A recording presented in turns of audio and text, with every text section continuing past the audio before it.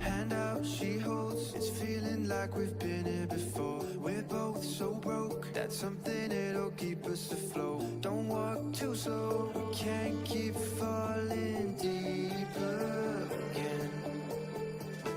Came too close and the day's so far from pure. A rush of blood, but we search for so much more. We've all been here before.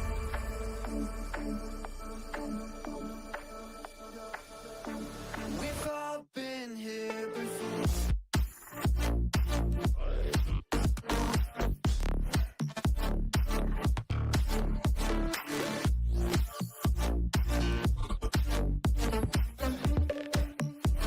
We've all been here before.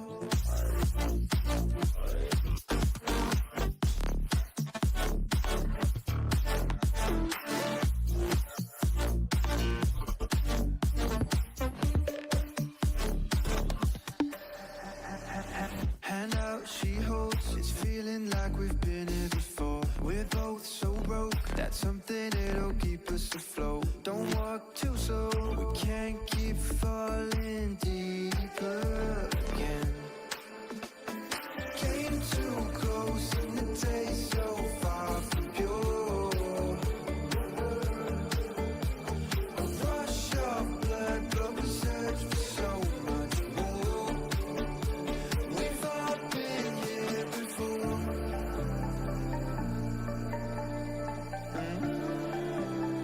We've all been here before.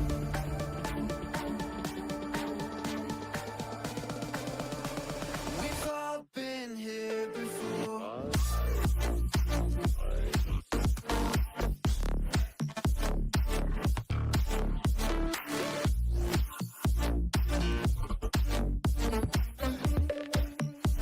We've all been here before.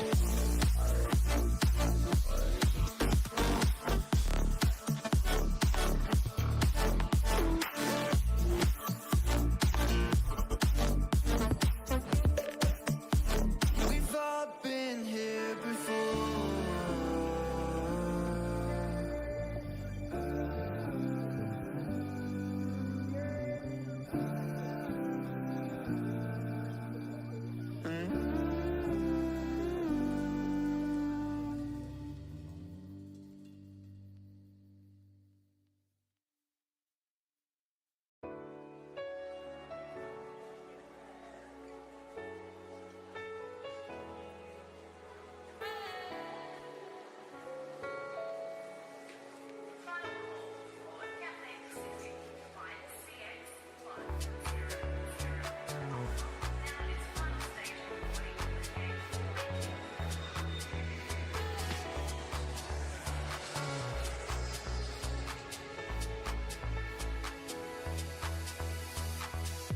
They say that you will never make it, but you're done listening to the naysayers, trying so hard to tear you apart.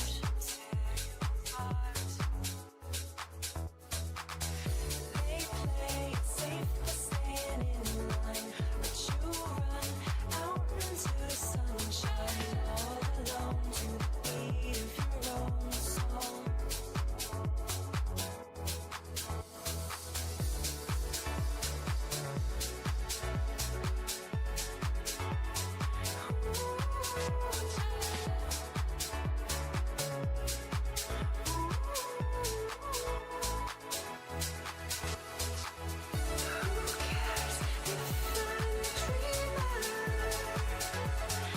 Nothing's gonna bring you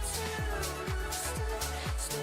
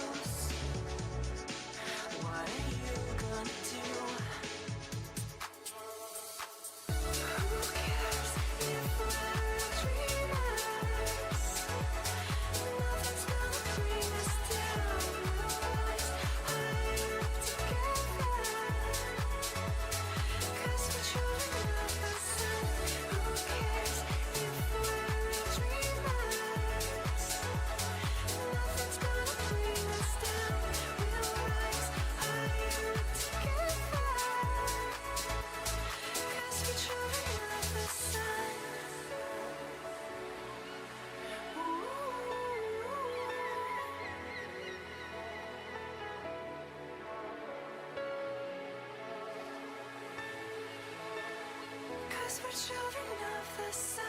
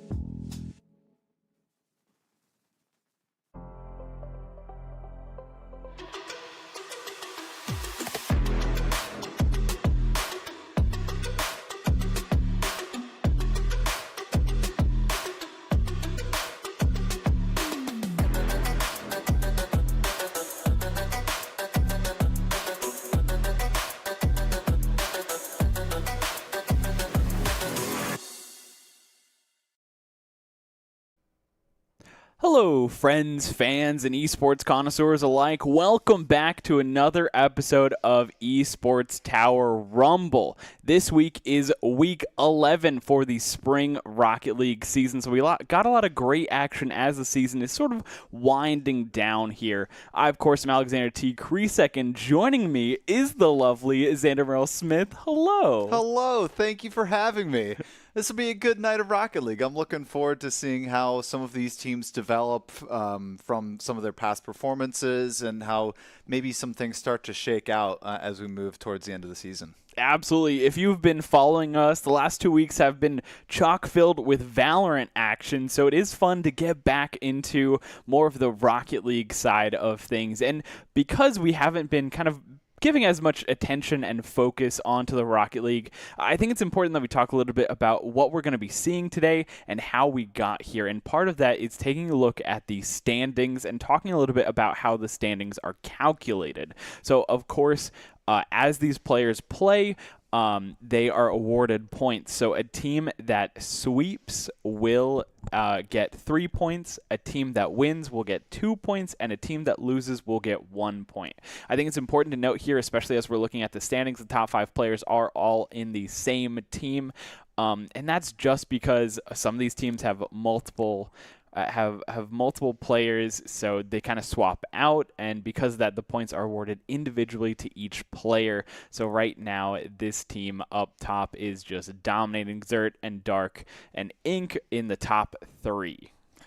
Yeah, I mean, you've got to look at this domination you see so far on this these standings, right? I mean, You've got 5-6 players that are just right in the top 10 out of the Lynxes, 5 in the top 5. Yeah. That is just really, really strong. I mean, you've put together a team, right? And you kind of expect maybe some skill disparity to be a part of that team. Maybe you've got your starters, your backups, or whatever. Right. No, they are all starters on the Lynxes, it seems like so far, with the amount of players they have there in the top 10, which is 60%. Incredible stuff. Incredible. And I mean, they have been looking pretty unstoppable, as we have seen a little bit of their gameplay a little earlier in the season, and it looks like that has just continued as we're getting deeper into the season. So I'm excited to see how this kind of plays out and how this shapes up, and especially as we're coming near the end of the season, a lot of these players are doing their best to kind of muscle their way up into the top. There is a dynasty up top for sure, but some of these other players from some of the other teams are trying to make their ways in there.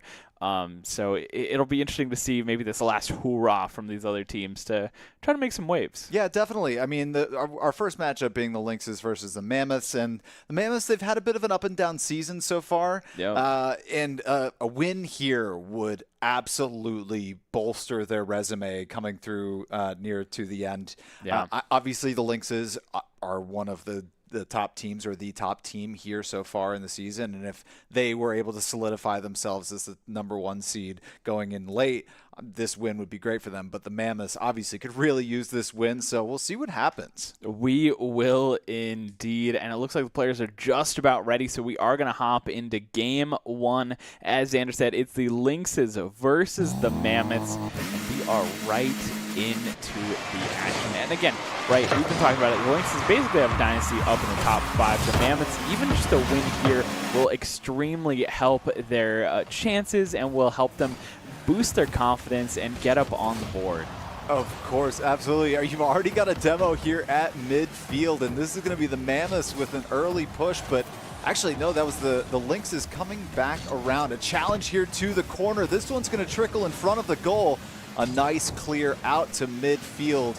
And finally, we might have the Moose here trying to make the save just narrowly off the side post there.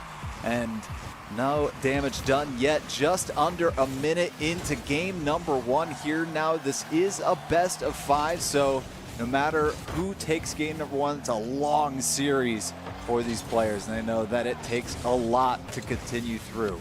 Yeah, and something that we're seeing here that we haven't seen a whole lot is very early aerial pressure, where a lot of these teams like to keep the ball on the ground, but we are seeing a little bit more of these teams going out of their comfort zone, a little bit of a double commit there in the corner, just trying to make something happen. And that was a nice touch over to the orange side of the field. Lynx is in a bit of danger, but again, the cross post, the sidebars, all of these are keeping that ball out. And just narrow misses, really much needed goals, just narrowly dodging. And that's going to be the first goal of the match. I believe that was D-Boy. And that's a really nice early lead for the Mammoths, much needed considering their season so far. Yeah, and I mean, yeah, like you said, while we're looking back at the previous records, Mammoths have really either been showing up hot or they've been very, very cold, where they've been getting shut out of some of their matches. So the fact that they can come out here and make a statement against the #1 team really shows their confidence and really speaks volumes to the work that they've been putting in throughout the season, as well as the work of their coach, who has been working tirelessly to make sure that they're improving their gameplay in every sense. Oh, switch going up. Can this be top right? No, he needs a little bit of support.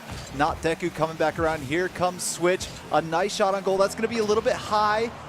A little bit of support coming back with the follow-up. This one's going back to the corner. A challenge, a double challenge, maybe an overcommit, but no, this one's going far end. And that's a second goal for the Mammoths. Moose this time taking that one through.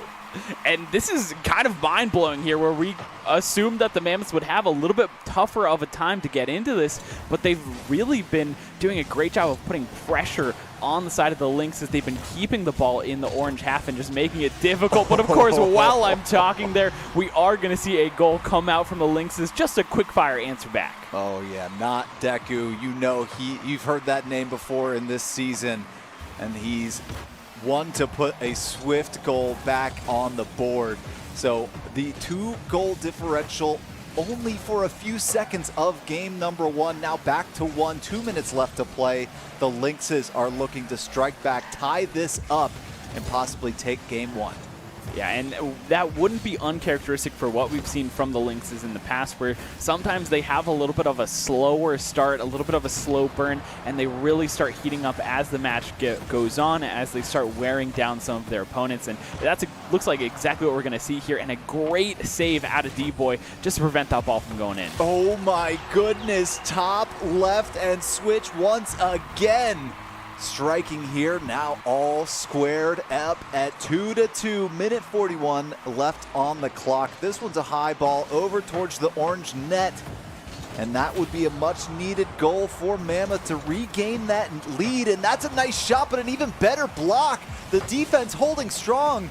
The Mammoth offense starting to click here, but the defense of the Lynxes even better, as they don't allow anything to slide through. Yeah, you have to be so careful, especially when the Lynxes are starting to heat up like this, where, yeah, they're getting these passing plays together, they're putting on the pressure, and they're speeding up. Something that we're noticing here is a lot more speed, a lot more of these boosts being stolen by the Lynxes in order to continue this aggression and continue the speed that they're putting on. Yeah, something that a lot of these top teams end up doing is really managing those boosts across the entire pitch very well. And that one almost not going in, but a nice finish from iThrow sometimes there to take the lead for the Lynxes late in game #1. Just 45 seconds left on the clock, but it's only one goal you need to win a game.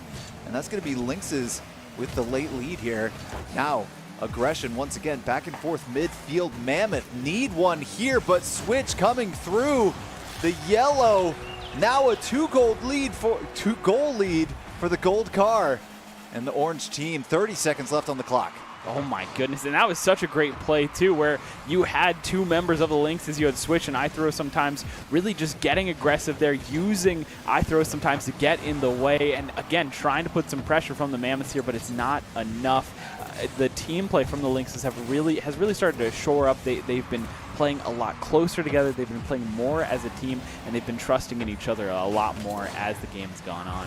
And a couple of bumps coming out from the orange team, making sure that no meaningful contact coming through. Now 2-goal differential just needs to hit 0, and that is going to be game #1 going over to the Lynxes. I mean, when they were down 2-0 in that game, I wasn't sure what to expect, but then scoring 4 unanswered. Wow. Yeah, I think going into this game, especially when we know how much the Mammoths have struggled in the regular season and we know how dominant the Lynxes have been in the regular season, it was kind of astonishing that the Mammoths came off to such a good start, such a strong start. I don't think we were expecting it to be quite this contentious early on in this matchup. I think once the Lynxes started getting their flow, once they started really kind of finding their rhythm, it was difficult for the Mammoths to catch up, but I think what they were doing in the beginning really spoke volumes to how much work that the Mammoths have been putting on throughout the season. Yeah, and it wasn't even kickoff goals, right? It Yeah. wasn't something lucky that they snuck through. Exactly. Both were methodical and well-timed to catch the defense off. Some good passing plays in there, and it really got them off to a really nice start. But unfortunately for them, the defense broke down a little bit. The speed started picking up for the Lynxes, and once that happened, they didn't turn back. They scored 4 unanswered to take game number 1. I mean, just hats off to them to stay resolute in their ideas, what they were kind of their game plan, and to take it home. Absolutely. Well, we're about to find out if the Mammoths can keep up with the speed of the Lynxes as we get into game number 2. Remember, this is a best of 5, so we still have plenty of games to go. And here we go. Not Deku back to the corner. And just going to take a little bit of time. That's a really nice touch. Not a nice touch. Maybe a bit of a fumble. And Mammoth strike early again. I don't know what Not Deku was thinking there to put the ball right in front of the net, but the defense didn't help out much. And they're going to give a freebie away to the Mammoths early. I throw sometimes putting some pressure up in the solo goal off the crossbar, and then the double touch right into the net. No damage done. We're squared back at 1. That was something like you'd see in ones. The fact that I throw sometimes really wanted to come in there, style a little bit, have that a little bit of these flips. We are going to see a demo come out in the back of the net for the Mammoths, so they have to be careful. This is a 2v3 situation, but a good clear will keep them alive a little bit longer, or at least keep the Lynxes out of their goal for a little bit longer. And I like that play there at midfield. I throw sometimes, giving a little bit of space for the third man switch to come back up and try and, throw off the timing of the Mammoths a little bit. Now Switch getting challenged by Moose in the corner. This one going to be dangerously in front of the orange net, but no problem there for the Lynxes. Now finally collecting here at the top. D-Boy going to try and steal that one away, but no, the pacing. Once again, dribble here at midfield. A pop over the defense, trying to go solo, no passing needed, but ends up throwing it away. Not Deku, a great shot on goal to the right post, and that's going to be a 2-1 lead for the Lynx roster at 3:45. Something that I have been seeing that I really like out of the Lynxes here is when we see someone go up for a shot or go up to take a shot here, like what we saw from Switch, who was dribbling on the top of their car trying to get it in.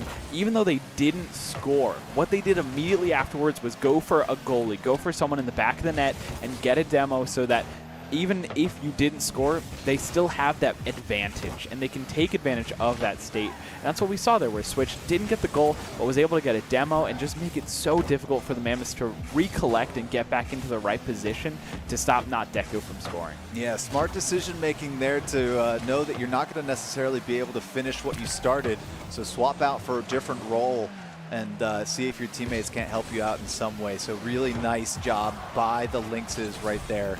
And now Switch trying to punch this one out to midfield. Not Deku to the corner here. This one's going to pop out in front of the net, but Moose or the rest of the Mammoths want anything to do with it as they're going to retreat back and let this one kind of come back to their side of the pitch, see if they can use their numbers on the blue side of the pitch to push back out, but no real shot at a good clear there. This one high at midfield. Blue team up for it. Moose gonna let this one waterfall down, but D-Boy with the shot, and the defense from the Lynxes once again holding so strong. Their offense is great. Their defense is so much better here as Not Deku actually double commits, so a little bit of a mistake potentially, but not goes unpunished. Now here at midfield, throws sometimes with Not Deku, collected by the Lynxes. No, this is the Mammoths now gonna come back out here. Not Deku to the corner with Moose. D-Boy with an opportunity, but this one gonna get batted away by I Throw Sometimes. And what I like from the Lynxes here, both from the Mammoths and the Lynxes, I'm seeing a lot of things that I like here, but something that I'm liking from the Lynxes is their patience. They understand that they don't need to get aggressive, they don't need to overextend, they can just sit in the goal, let the Mammoths take as many shots as they like, as long as that they're here to defend, and the Lynxes have been doing a great job of defending. On the other side of things, the Mammoths have been doing a great job of keeping possession of the ball when they see there's not a good opportunity for them to take a shot. Yes, they're putting pressure, but they're not allowing the ball to just roll away and allow the Lynxes to get a free shot or a free engagement after the ball rolls out. Moose with a great save will keep the Mammoths still in this as time ticks down. A minute left. We are going to see D-Boy get close, but it's a little wide, so unfortunately we'll need to rotate out. Puglife rotating back in to try to get something, but again, not much doing there. Can't really find anything that they're looking for, and the Lynx is on the attack.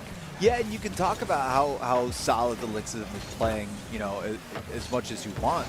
And the fact that they are in the lead shows that. But also, the Mammoths have been holding the top team in the league to just a 1-goal differential right now. Absolutely. So they're obviously right in this game and 1 goal away from tying it up and sending it to overtime.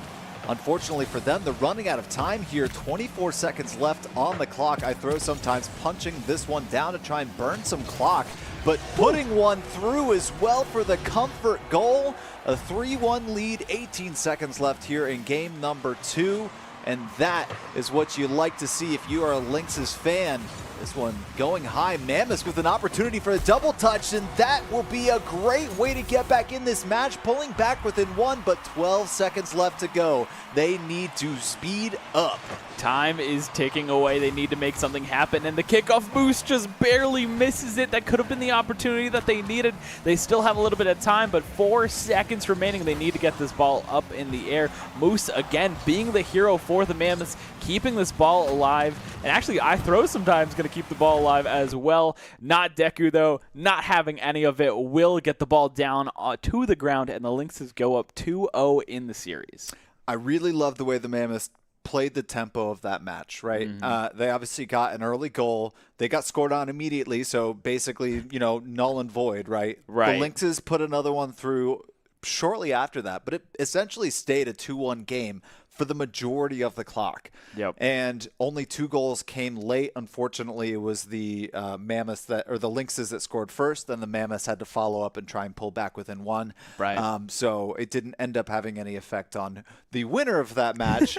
But ultimately, it was a very tight race throughout. The Mammoths really had some things to build off of. And I think if they're able to develop that game plan moving into game 3, they've got a real shot at pulling something back. I completely agree, and kind of to go off of what you said during the game is the fact that the Lynxes have been the undisputed #1 team for so long, for basically the entirety of the season, and the Mammoths, who have been a team with mixed success, who they've had good times and they've had some bad times as well, where they were actually able to keep this #1 team at bay at a 1-goal differential for basically the entirety of this match. They've been doing such a great job of playing to their strengths and playing to maybe some of the weaknesses of the Lynxes, where they're taking advantage of when the Lynxes aren't pushing out maybe or getting as aggressive as they should be, and they're keeping that ball control, and they're taking their shots, they're taking their time with some of these things that we don't see often in some of these teams, especially some of these younger players. They just like to go. They just want to go fast, and they don't think about, hey, maybe I can just keep the ball. Maybe I can hold on to it for a second. Maybe I can dribble. Maybe I can take a pass back to my teammate to just keep that ball control and keep the game alive. Mm-hmm. Yeah, and I love what you said about mixed success, and I feel like that's been not only Mammoth season, but the Mammoths in this series so far. It's mixed success in that they have had great things going for them in each individual game, but their failures come from not winning the game. Right? They've had really good things to build off of, but unfortunately haven't crossed the finish line to reap the rewards of those successes. So, yeah, love it. Well, we're about to see, will the Mammoths be able to cross the finish line, or will the Lynxes shut them out as we go into Game 3? We're about to find out who will take this series. Again, this is match point for the Lynxes. The Mammoths need to do anything and everything they can to stay alive and maybe deny some points from the Lynxes, or even get a win on the series. Yeah, I mean, even if you're able to deny the sweep, just taking 1 game off of them at this point would be a great success for the rest of the teams that aren't the Lynxes right now. At a clear undisputed #1 position here in the season. not giving them this extra 3 points would be a big boon for everyone else. I'm trying to think. The Lynxes might actually be undefeated in the season. Obviously, the standings just show the point total that each of the players have gotten.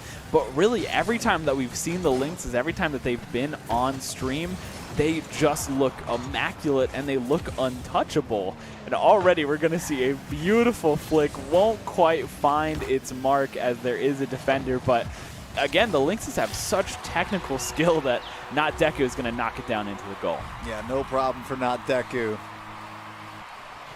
And here we go. Pug Life getting a good piece of that one. An opportunity to tie this one up. D-Boy flying through the air, but the crossbar denying as a little bit of extra help from the orange team. Now, I throw sometimes to the corner.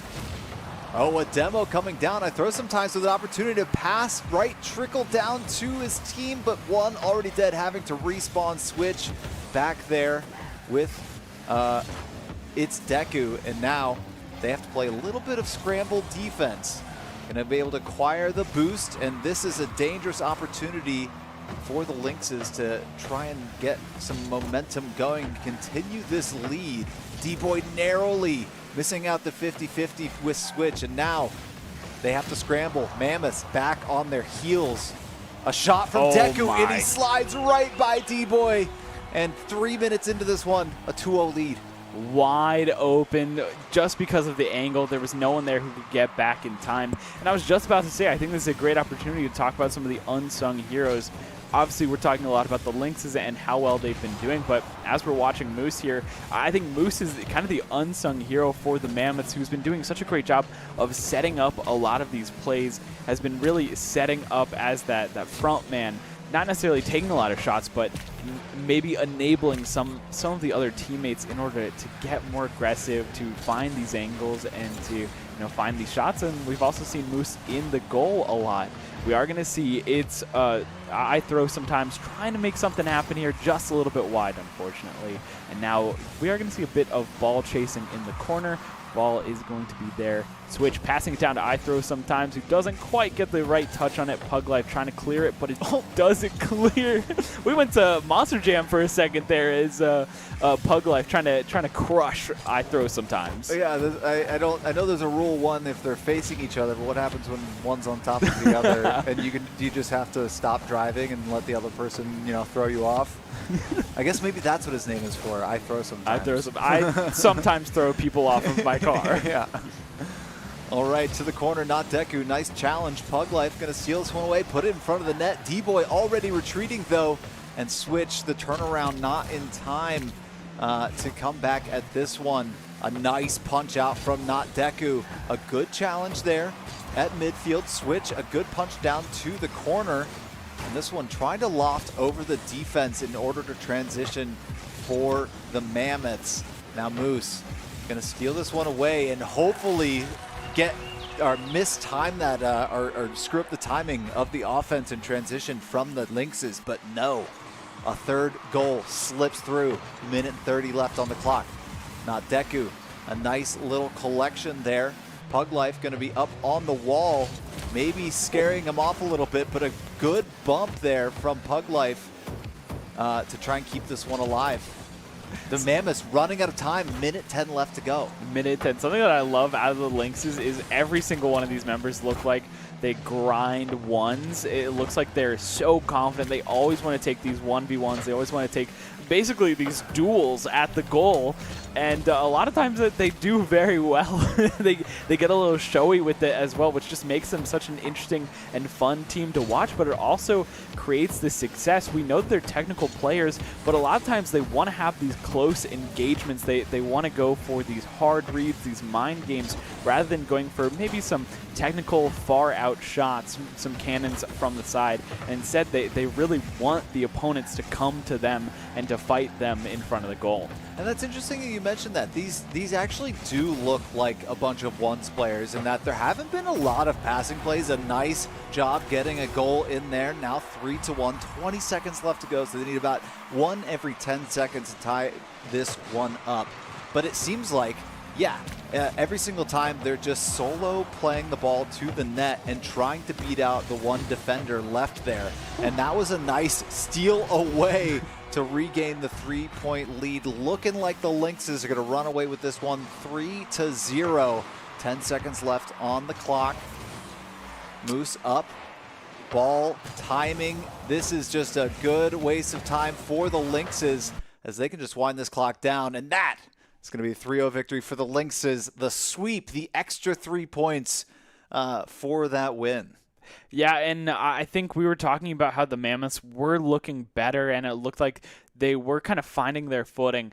That last game kind of took the wind out of our sails, took the wind out of their sails as well, where the Lynxes were like, all right, hold on a second. We really got to show why we are the number one team. We really got to show up, where it almost looked like they were going to completely shut out the Mammoths from finding any sort of success, any sort of points at all. In its entirety, where they were playing so well. I talked a lot about how they look like they're ones players and that they didn't do a lot of passing games. But even in that last game, we saw a couple of really good passing plays that just kind of helped cinch that lead even more for the Lynxes, where they could just keep pushing forward with that advantage and pushing forward with their point lead that they kept at a 3-point differential for basically the entirety of the game.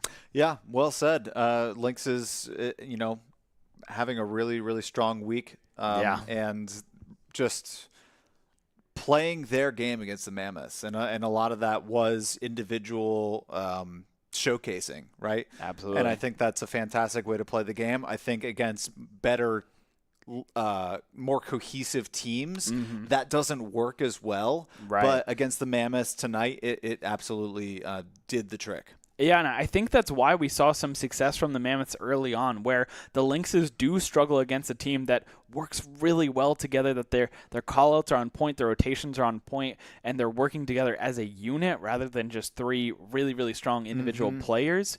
But, I mean, we've seen it time and time again, especially as these series get longer, best of fives, best of sevens, where you just start wearing down on your opponent mentally, where, this is a unit at first, but fatigue sets in, exhaustion sets in, there's the little doubt in the back of your mind that starts to set in as well. And the Lynxes do such a great job of just taking full advantage of that, taking full advantage of those hesitations and those slight missteps where maybe the communication was just a little bit off and the Lynxes just run away with it. 100%.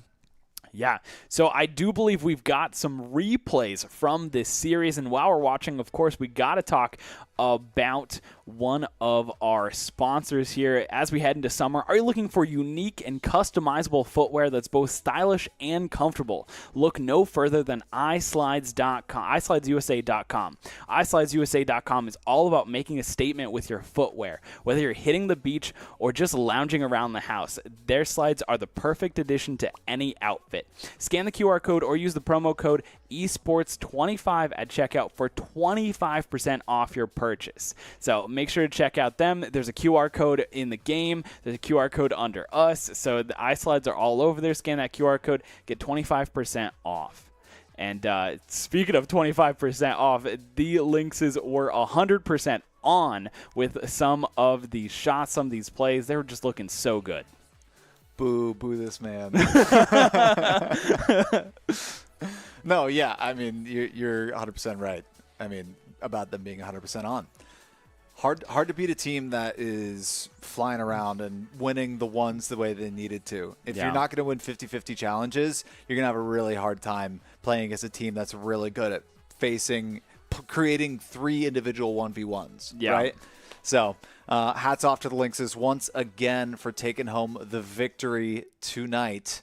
But we got more Rocket League ahead of us. We got more Rocket League. We're going to take a short break, but afterwards we have the Hammerheads versus the Eels in a best-of-5 situation. And then, of course, after that, we've got our match of the week, which will be a best-of-7, but I'll let you kind of savor that. You'll think about that for a second, and I'll reveal the teams after we take a short break. See you in a little bit.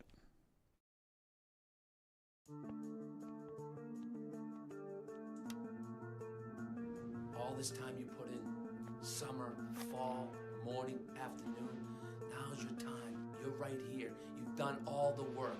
Now just make it happen. You have to earn your stripes.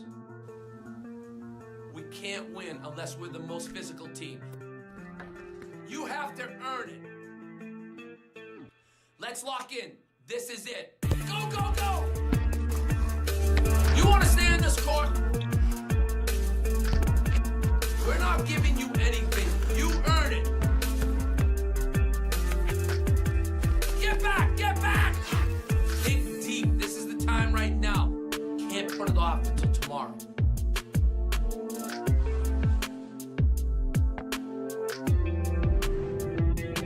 On the clock. This is where you gotta be at your best. You've been practicing all summer. Now you gotta make it happen. Now get a stop. One time, get a stop. It's now or never.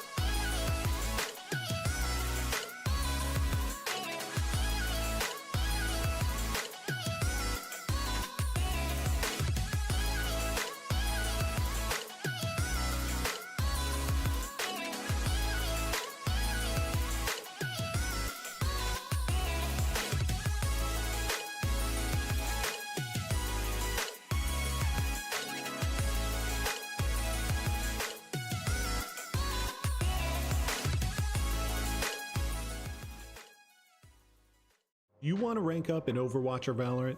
Score pro advice at esportstower.com. Improve your game sense, improve your team play, improve your performance under pressure.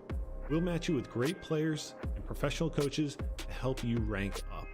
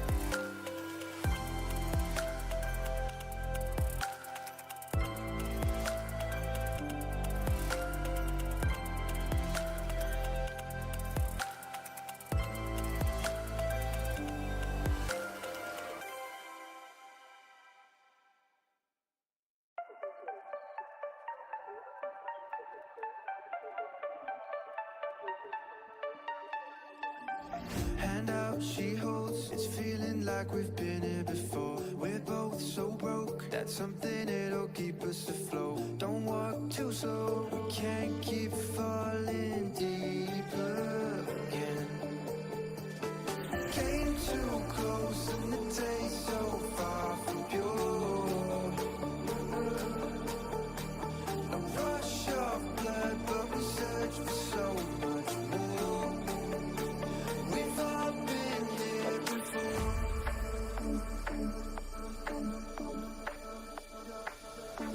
We've all been here before.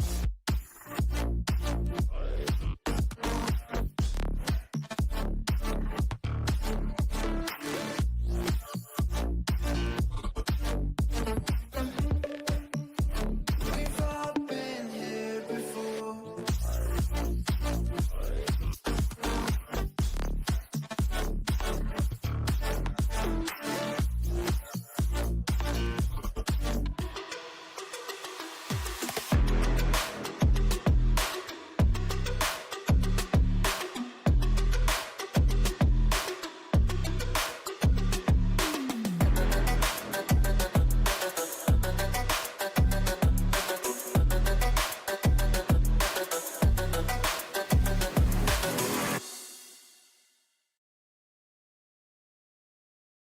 Hey, welcome back. It's great to see you. It's great to see you too.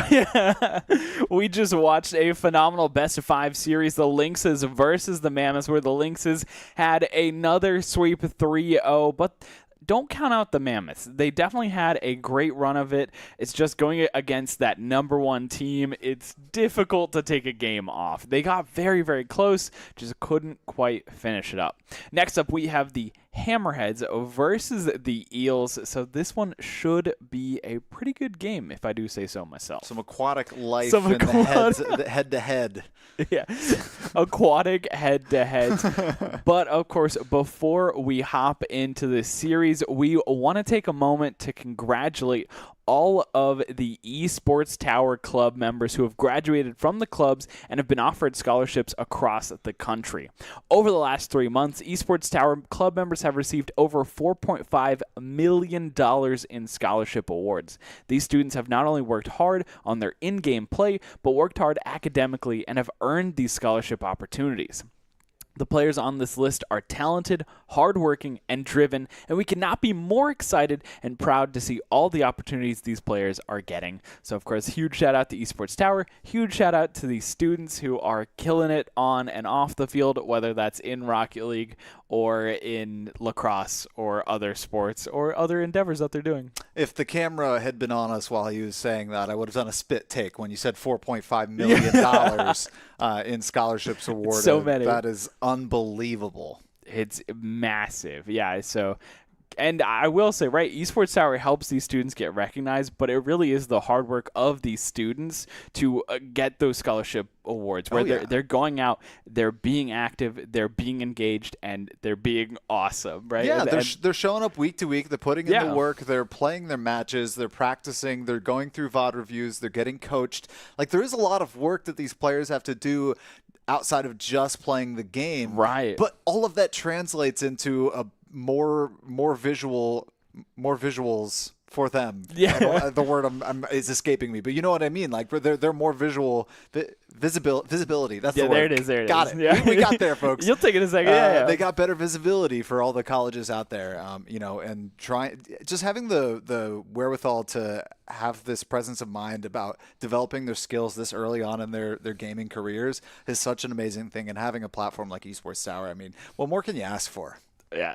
Well, I know what I could ask for. I could ask for a Hammerheads versus Eels game 1 in this best of 5 series, and it looks like the players are ready. So let's hop into game 1 of the Hammerheads versus the Eels. And of course, one more time, I do want to remind you guys, iSlides have teamed up with Esports Tower, so scan that QR code and use the promo code esports25 for 25% at checkout for your purchase. Ooh, the QR code's right there on screen. Grab it while it's still there, folks. And also grab it for this goal. That's going to be the Eels going up 1-0, 13 seconds into game number 1. That was so quick. I didn't even have a time. Also, I do want to say I love Zydra's tag Me there. Professional nap taker. Me too, bud. Me too. Zydra can say that, but we know that Zydra's been working hard behind the scenes, not just napping. Hey, sometimes rest is just as important as practicing. Am I right? Oh, that is very true. There's to know when to practice and to know when to take a break. to take a nap. To take a nap.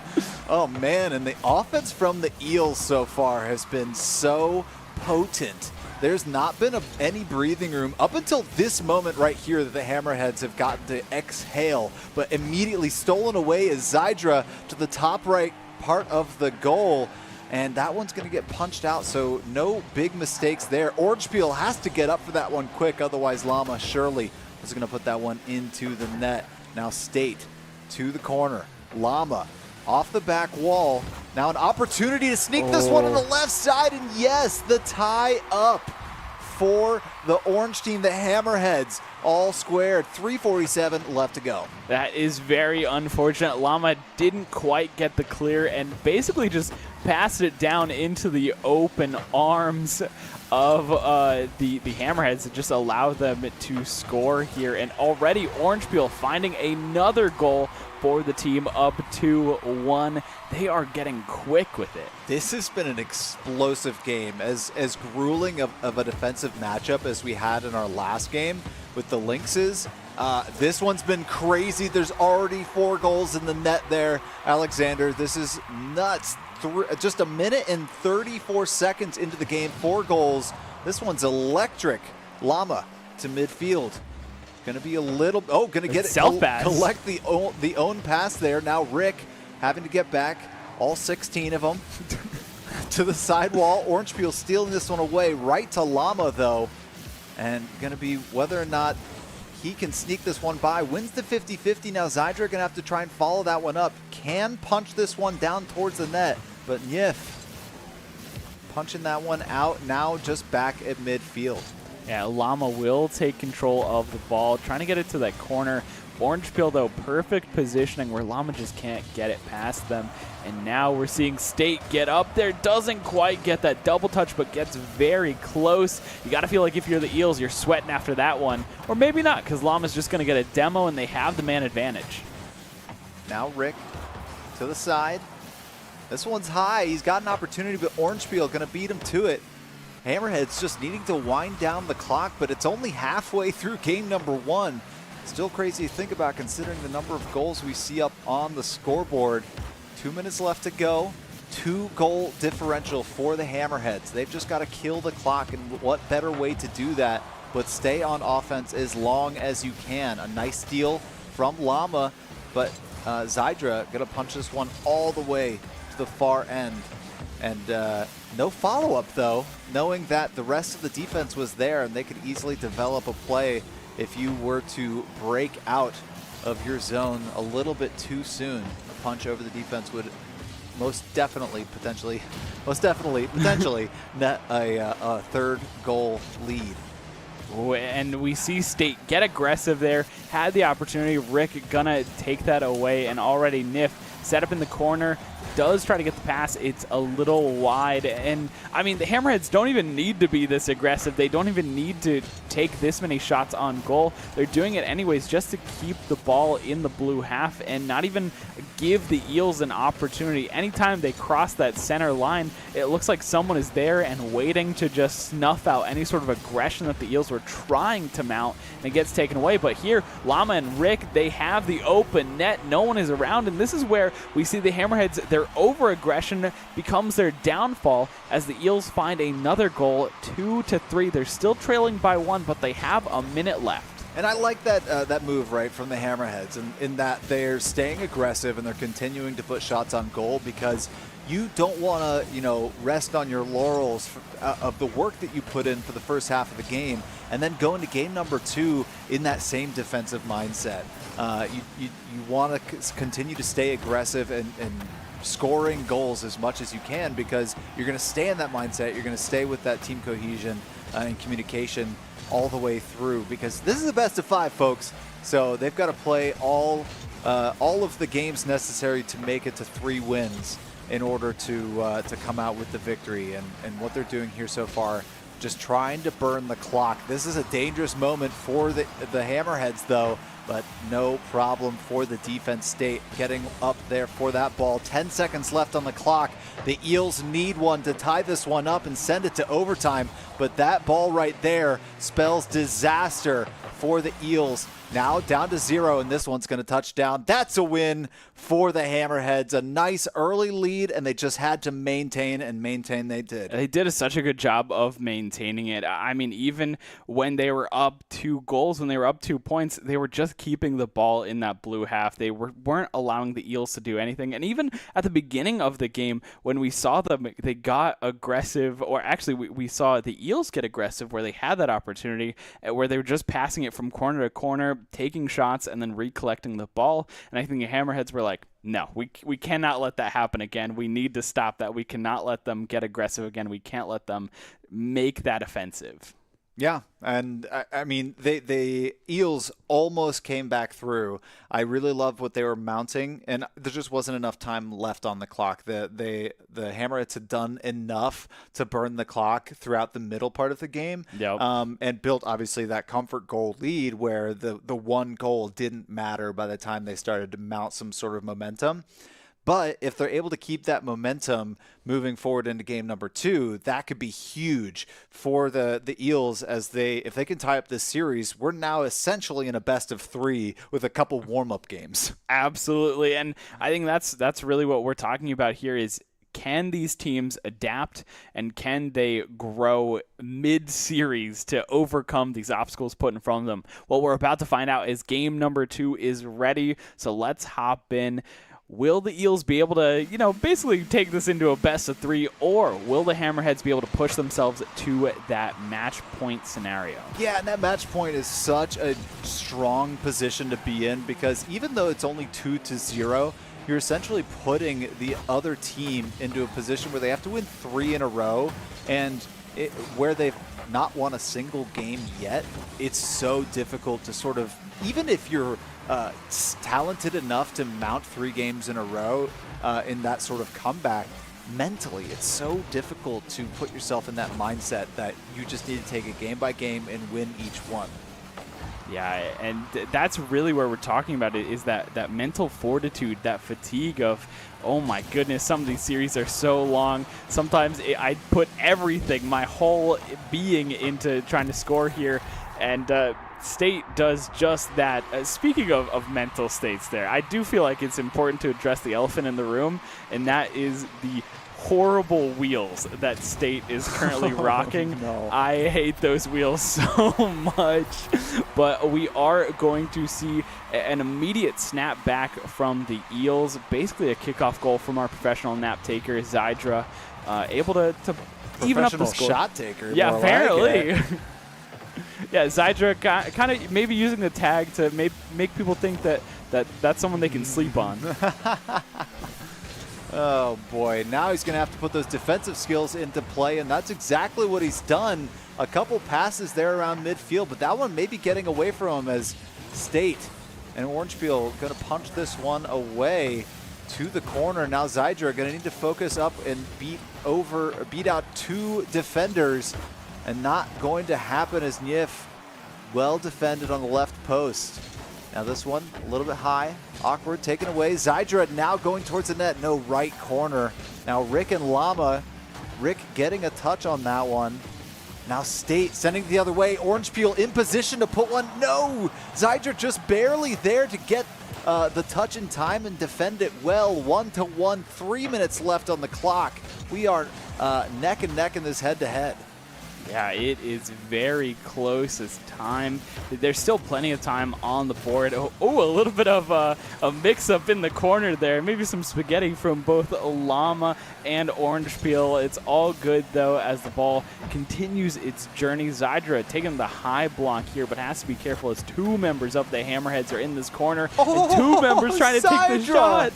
Zydra stops State from putting in another ball in the back of the net and has to be so careful again. I can't believe the saves that Zydra has put together to keep this game tied at 1.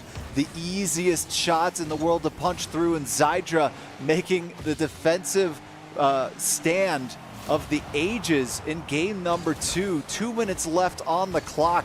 Now they're going to need to transition this into some offense. Llama to the corner. This one will trickle nicely in front of the goal.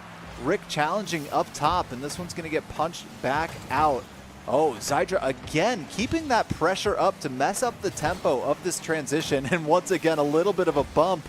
They're trying to play it slow, but Zydra doesn't want to play it slow. He knows how important the speed is in playing to your own tempo. Now Llama back out. Nif back to collect this one for the Hammerheads. Over the head of one, a demo down. Now Zydra once again, it seems like wherever you look, Zydra is a part of the play. This one now needing to get back. Rick and Llama up for it. This one trickles down. Should be an easy shot. No, the crossbar twice. Now I think Zydra helped it hit the crossbar the second time around. And this is absolutely crazy. Back and forth. The flip reset does allow State to get past Rick, but it just isn't quite there. And we've seen it before where State really trying to get up in the air with these aerials, really trying to get these flip resets. Rick doesn't need a flip reset or anything fancy like that, just needs Zydra to set up the tee and to knock it in. And now for the first time in this series, the Eels have the advantage and they are up by 1 point. Not the first time, second time in this game even. They got the first goal to speak of here for that early advantage, but it was taken away pretty quickly to tie it back at 1.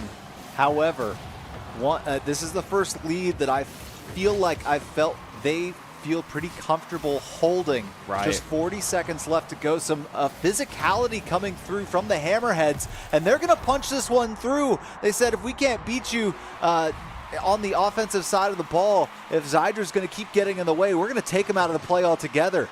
And I love how they slowed down the tempo here. Oh my goodness, State with a beautiful shot, but Rick is there to block it.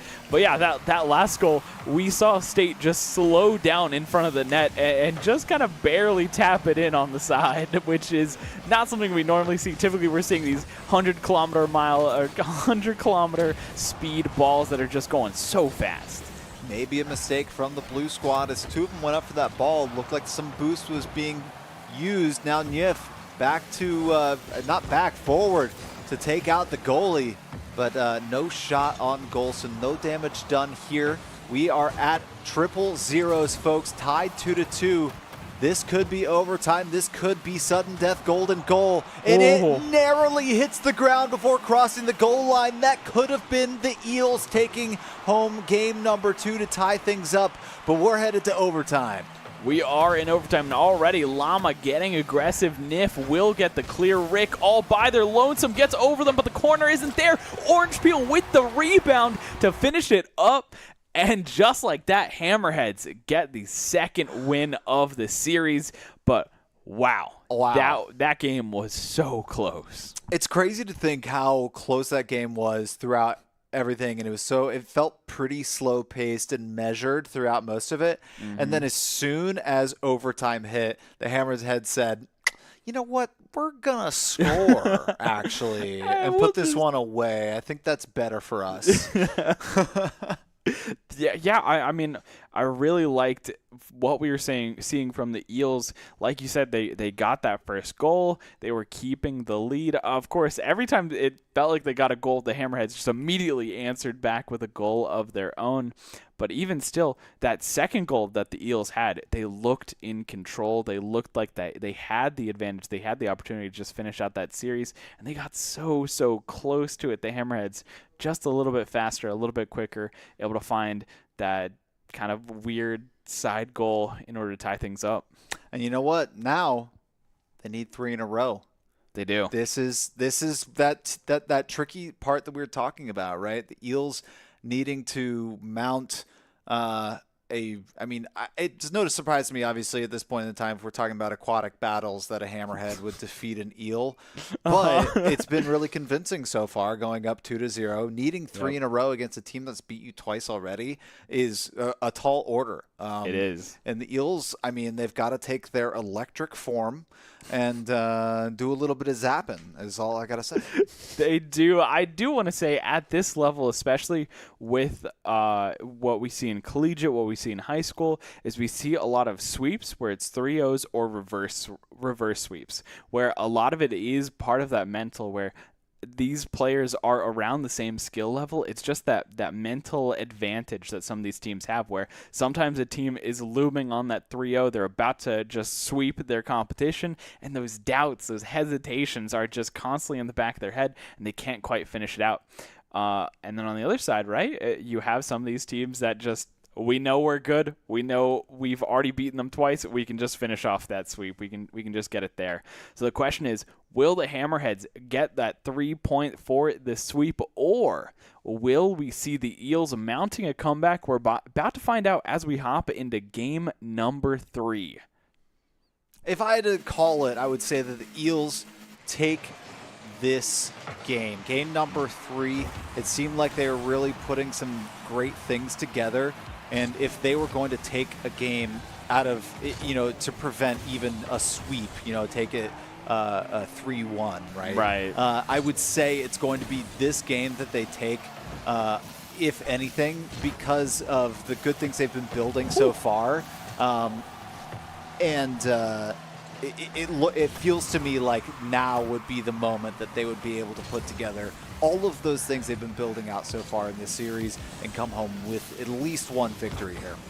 I agree. It feels like the linear progression, but oh my goodness, look at that shot from Nif. I mean, it's hammer time. It is hammer. It is hammer time.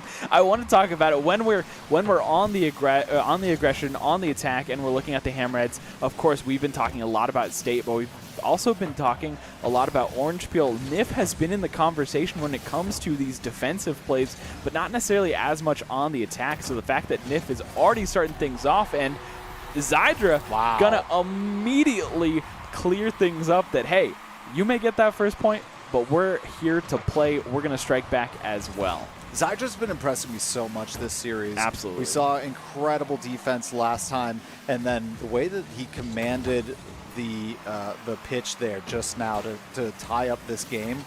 I mean, you don't see plays like that from players that don't already have a game plan, don't have an idea of what they want to do before actually executing it. Rick trying to get a little fancy, loses the ball. Orange Peel going back the other way, luckily got his teammate Llama to back him up. Now Zydra to the left side of the net. Orange Peel off the wall. Rick trying to steal that one away, but look out, of course, Zydra, and we're the one getting involved. Stealing this one away from Nif. Now State has to get come out of position to try and take away the advantages that Zydra's creating. Can you believe what this kid is doing right now? Single-handedly dicing up the Hammerheads. State was sitting there at the goal, but just was not ready for the power behind that shot, was not ready to react or to stop that, was in position but didn't quite get it. We are going to see a little bit of more aggression out of the Hammerheads, trying to tie things up. Rick will be the savior there, keeping the Eels alive a little bit longer. And now it's the Rick and Llama show before it gets knocked away by Orange Peel. Now Nif to the top right. Oh my goodness, I cannot believe that didn't go in originally, but have no fear if you're a Hammerheads fan. The follow-up there for sure. Tied at 2-2. 2:41 left to go here now. A good kickoff for the Hammerheads, and an immediate strike once again. 3-2. Look out, here come the Hammerheads. Orange Peel really trying to make a statement here, said, okay, hold on a second. We were dominating. We were getting that 3-0. We were getting that we were getting that full sweep. We got to make sure that we're staying in the lead here. We cannot give them a game, and got that back-to-back score after score, making sure that the Hammerheads were on top right now. And we have passed that halfway point, so time is ticking away. It's slowly becoming less in favor of the Eels here and more in favor of the Hammerheads the longer this clock ticks down.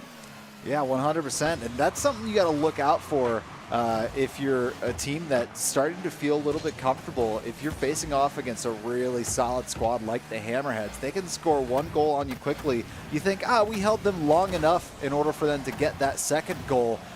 We should probably be fine and have a little bit of time. But no, they were able to get that kickoff goal almost immediately. But have no fear, Eels are here. They've now tied it up 3-3. What an electric Game 3 we have indeed. 6 goals collectively between the two squads. Zydra having to get a little bit clutch up there. Now the ball to the far left corner on the side. Oh my goodness, just unable to connect. No help from the rest of the Eels. Almost did it single-handedly, much like Zydra did before. And this one now to the corner. Slow playing it, but the defense finally holding up. This one back to midfield, but nobody there in time to try and collect that one and take a follow-up shot. But the offense has been starting to hum for the Eels. Yeah, and something that you mentioned here that I really want to touch up on, as we see Orange Peel doesn't quite get the touch. I think that was just a shot and a score from Nif. But when we look at the Eels' aggression, the Eels' attack, it really is that solo play. The rotations from the Eels are just a little too slow. I mean, the second man is playing so far back that by the time the first man doesn't quite get what they're looking for, or if there's Zydra, they do, the second man is just so far behind that they can't follow up on anything. It really is this one-man show, whether it's Rick trying to do it by themselves or Zydra trying to do it by themselves. They don't have that support from the rest of the team. They're not passing it a lot. They're just trying to be that one-man army as they go into enemy territory. Yeah, it kind of feels like they're playing very turtley defensive, and they're sending scouts out to try and score Yes. goals, right? And unfortunately, they do need the follow-up shots from second and third man, but they're just not there. They're back on defense, a little bit afraid of perhaps a very aggressive transition, but now 12 seconds left on the clock. A great shot going through. What? And the equalizer for the Eels, 4-4. 8 goals in this game so far, and we may be not done yet. 10 seconds left on the clock, and we know how fast the Hammerheads can score. I was just about to say, how did Rick find that in state going up? Nif misses it, an uncharacteristic whiff, and we are going into overtime. I didn't even realize we were at 0 seconds. We just immediately popped into overtime. Again, the second overtime of this series. Both of these teams very evenly matched, but you have to be careful because the Hammerheads come out swinging. Now to midfield, a great shot on goal. Can Lama get there in time? No. And that, my friends, is the Eels taking game number 3. Did I call it or did I call it? If they were going to start putting some things together, and they were able to, I mean, it was a slugfest. It was a slugfest. It took 5 goals to win it, but they won it. And if you take that momentum going into game number 4, you take it game by game, right? Absolutely. You won your first one. You don't need to try and win the series next game. You just need to try and tie it up 2-2. Yo. You worry about the 5th game when it comes. And I mean, while the series is going on, especially as the Eels start to gain some momentum, they start to gain some traction over on the side of the Hammerheads, that voice, that doubt just gets a little bit louder each time. Each goal that's scored gets a little bit louder every single time. And so, like you said, they don't need to worry about winning the series here and now. They just need to worry about taking that next game, getting that next goal, and just keep climbing forward and keep climbing up and up. And I think the mental and the series will speak for itself as they get deeper in here. But I mean, that being said, it was a slugfest. We can't wholeheartedly give Eels the win just yet. It was back and forth. Anytime one of the teams scored, the other team immediately scored back. There was no rest for the weary at all during that game. Very, very mentally taxing and physically taxing for both these both these teams where they're just constantly having to go back and forth. So much happening. Yeah, and I love that you were saying, not listening to that voice. I mean, the voice that you do want to listen to. Right? You score one goal, and in the back of your head, you feel like we can do it. We right? can do it, yeah. You score the second goal, that voice gets a little bit louder. We can do it. You score the third goal. We can do it. And, of course, you have to go to overtime to do it. But yeah, that's what you focus on. You focus on the positives. And I think that's something that Esports Tower does really well with the coaching staff that they have, is trying to embolden that voice, that positive voice in everybody's head, right? Yep. Trying to give these young players the right mindset in competitive environments. Yeah, and we do get to hear from at least one coach a little bit later today. So I'm sure we'll see a little bit more of that positivity coming in. But for now, Game 4 is ready, so let's head down onto the pitch. Hammerheads versus the Eels. Will the Hammerheads finish off the series now, or will the Eels get one step closer to pulling off this reverse sweep? We're about to find out as Hammerheads have the ball. State trying to get a little saucy with it. And don't forget about that QR code on screen, ladies and gentlemen. That's right. Save 25% off with the promo code eSports25. And that's going to be a goal for the Hammerheads, taking the 15-second lead. I don't even know how State was able to put that one away. Looked maybe like a little bit of a haphazard ball that even the Eels didn't expect to go in. State had the angle there, had maybe the weirdness enough of it to throw some doubt in on the Eels. Tries to get the double touch, doesn't quite get it, a little bit too high, but still the pressure from the Hammerheads is immense already 30 seconds into this game. And that is not necessarily the start that the Eels wanted to this game, especially because it felt like they had big momentum coming out of game number 3, getting at least one game up. But still, so much time left on the clock. 4 minutes in. We've only elapsed a single minute here in game number 4. Again, you got to play all 5 minutes to finish out. And we'll just see if they're able to strike back, hopefully get an equalizer before any other goals are scored. Now, around midfield, Rick going up. Going to punch this one over towards the net. Look out, there's Zydra. Rick, now they're starting to figure out that they may need some extra players down on the far end. But no quick transitions happening just yet. So doing a really good job kind of just clogging the offensive lanes that Hammerheads are trying to create and push this ball down quickly. Zydra back to the corner. A nice punch out, going to bump that ball over to midfield where State tries to collect it. This one's going up high. Yep. Back down to Llama around midfield where Zydra once again going to try and keep this ball away.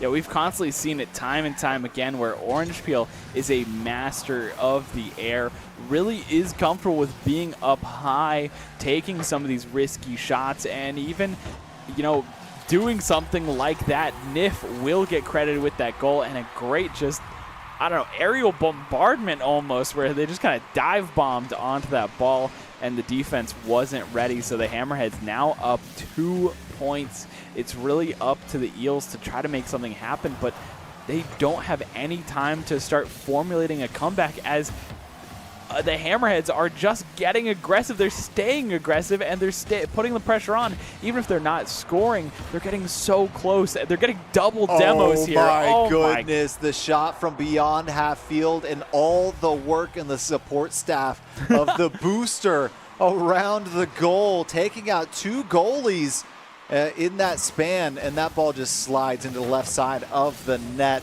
A great job across the team. Even if it wasn't passing plays, they knew their roles, and one of them was a wrecking ball. And we are seeing Llama, just this patient gameplay. Rick trying to make something happen. And again, though, it is tough. 2 minutes remaining. Eels trying to mount a comeback, trying to mount an offensive that we haven't really seen as much from them in this series. So it is good to see them getting active here, but unfortunately the Hammerheads just too good both on their offense and the defense that the Llamas haven't found the solution just yet, or the Eels haven't found a solution just yet, excuse me. I love that play, the 50-50, and the bump right before that, stealing away the opportunity to challenge that in front of their net, and then the follow-up hit sends it all the way across the pitch to create a 4-0 lead. The Hammerheads are humming here in game number 4. The number of goals matching the game they're in. And that is a great place to be if you're at match point here for the Hammerheads. And another shot on goal from Nif. The Eels having a lot of trouble dealing with the pressure here in their own side of the pitch. Rick having to get up a little bit awkward, but has the boost to continue a play on the ball. But look at this. A defensive positioning really puts them in the perfect spot to send this one down and close out any clears. Orange Peel challenging Zydra against on the left side of the post. A demo to make sure no clears are happening, and they're going to burn clock. That's all they've got to do at this point with a 4-goal lead. Yeah, they don't need anything fancy right now. They just need to burn the clock, and they just need to keep the ball out of the net 4 times, which I think is pretty doable with only 40 seconds remaining. They do get a little bit aggressive here, but Llama doesn't quite get the right touch on it, unfortunately, and isn't able to capitalize on the open net. The over-aggression from the Hammerheads goes unpunished once again. 30 seconds remaining. Rick trying to pop the ball up, make something happen, make something for Zydra up here, and Rick will get credited with the first goal for the Eels of the game. 1 for 3 points in 24 seconds. I don't know if they can do it, but they need to start now. Yeah, the Eels, getting a little bit of life here late and actually needing to make a crazy save as Rick on the far side. Now, not once, but twice. Now, ET State now punching this one, trying to get an extra shot on goal. Respawns back perfectly for the collection on the defensive side. That, ladies and gentlemen, is going to be the Hammerheads taking the series 3-1, 4-1 in game number 4. Yeah, I think while we were looking at the entirety of this series, we saw such a back and forth. It was a slugfest in many facets of the word. But that last game was not a slugfest. That was very dominant, completely in favor of the Hammerheads. I don't know what they did. They really kind of changed their tune. They turned it up. They started playing super aggressive, and it just completely caught the Eels off guard. They just didn't have a response. I think that what I saw and what spoke to me most in that game was the Hammerheads playing a much more physical game than they had previously, right? We saw very well-timed demos to net a single goal. There was another just bump away from a 50-50 that netted a completely free clear that resulted in a goal too. That's 2 right there. You take away both of those physical plays, it's a 2-1 game. Yep. So you start to see a little bit, like, even if you hadn't been playing that way for the majority of the series, you can kind of surprise a team by deciding that you're going to start playing them and not the ball as much, or at least having parts of your play add facets of physicality to them and surprising them where you think you have a normal play, a normal 50-50 on a ball. All of a sudden, a second person in the play comes through and disrupts what you were doing, and then the person on the ball has a free shot. Yeah, that's what spoke to me from the Hammerheads that game. They picked up the physicality and they changed their game plan, and I think it's shocked the Eels. Even as electric as they were trying to be. Yeah, and this game has a lot of similarities to soccer, but in soccer you can't just avoid the ball and just directly target down your opponents, and that being a completely valid strategy, as we saw there from the Hammerheads, that aggression worked out in their favor. So I think we've got some replays from this last series, so let's go ahead and take a look at that, and while we're doing that, let's talk a little bit for a second. Do you want to be seen by expert college recruiters, talk directly to esports industry insiders like pro athletes, team general managers, and game producers? Then join the club. Esports Tower players get insider access to industry insights and with our featured rumbles like you're watching right now. Recruiters are taking notice too. It's a great way to score expertise if you're looking to start your path to pro or land a collegiate scholarship, so get involved now with Esports Tower. And of course, we're watching one of these rumbles right now, week 11 for the Rocket League Spring Esports Tower Rumble, and some of these gameplays, some of these shots are just immaculate, insanity.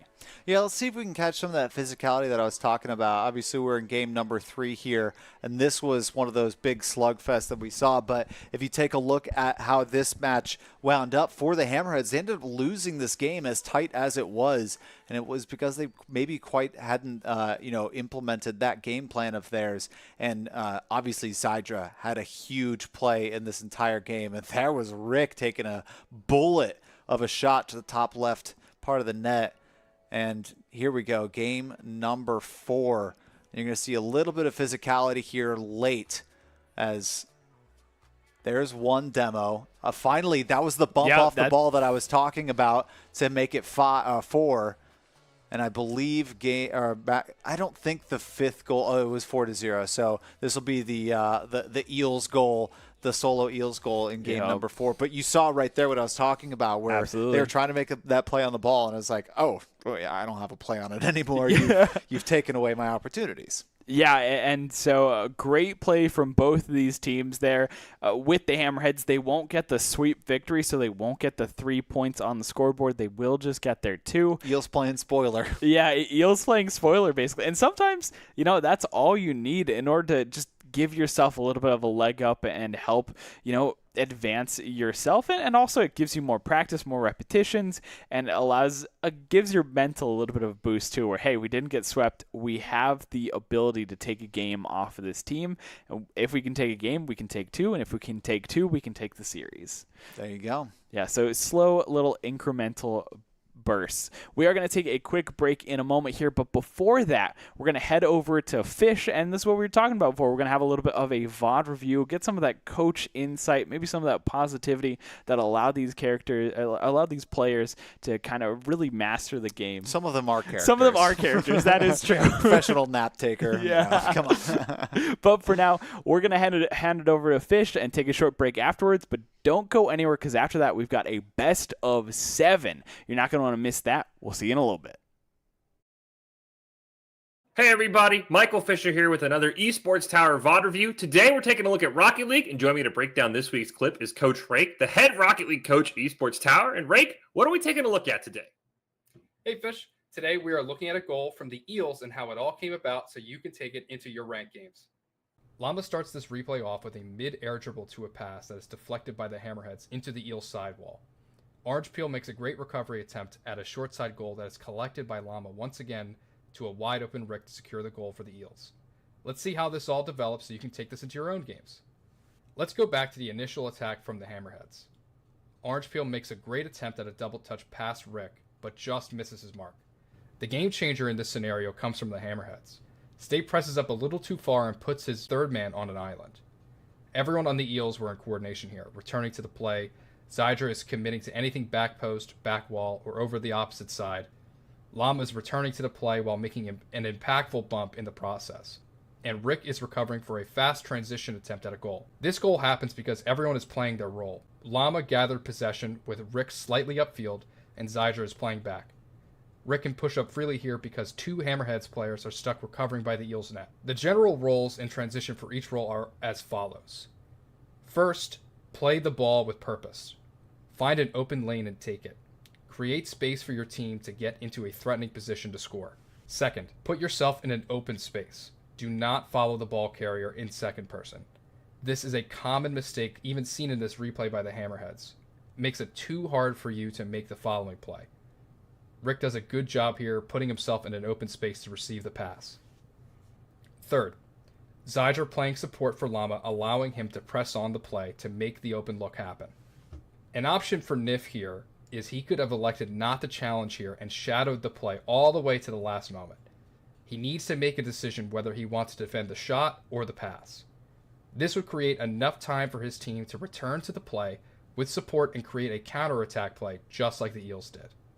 Check out esportstower.com for coaching opportunities like this each week starting at $5 per week.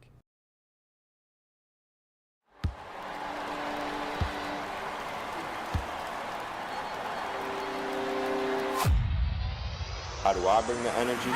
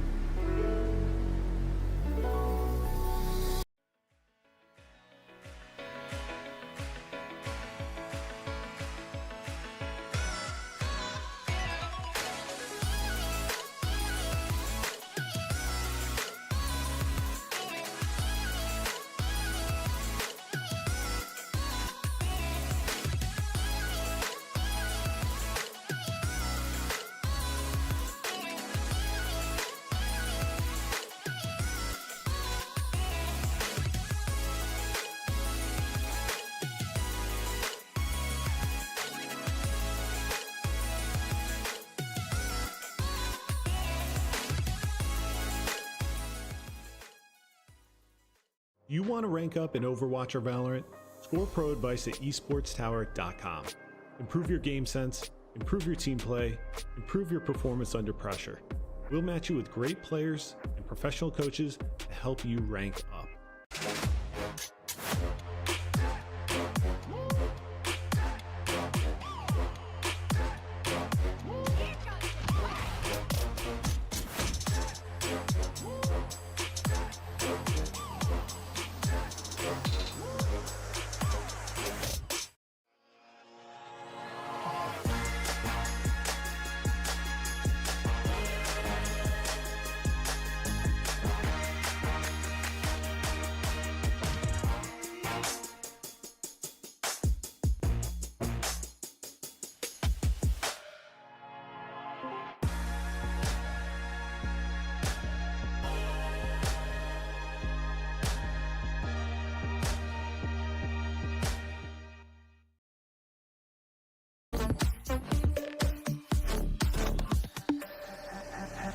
Hand out, she holds. It's feeling like we've been here before. We're both so broke. That's something that'll keep us afloat. Don't walk too slow. We can't keep falling deeper again.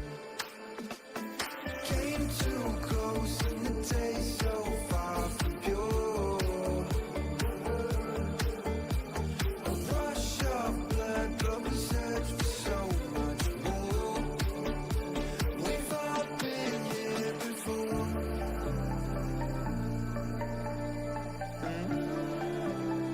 We've all been here before.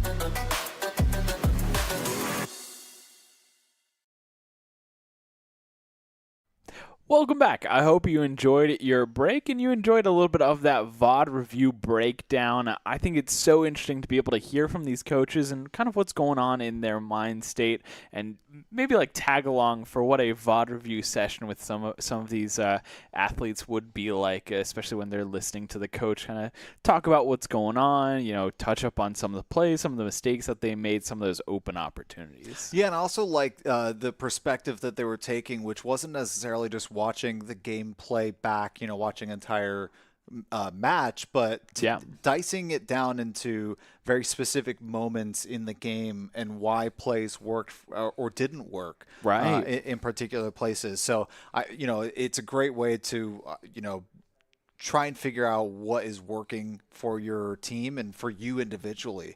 So the coaches over at Esports Tower obviously doing a great job. And if you are interested, obviously, in joining this great service where you could potentially find scholarships to the next level, go to esportstower.com. Yeah, check them out. And now we have come to our game of the week. This is a best of 7. Most of the other games are best of 5s, but one game is specifically chosen to be the game of the week, and that is this matchup here. One team you are already familiar with, and one team maybe not so familiar. We've got the Hammerheads versus the Stingrays, another battle of aquatic animals.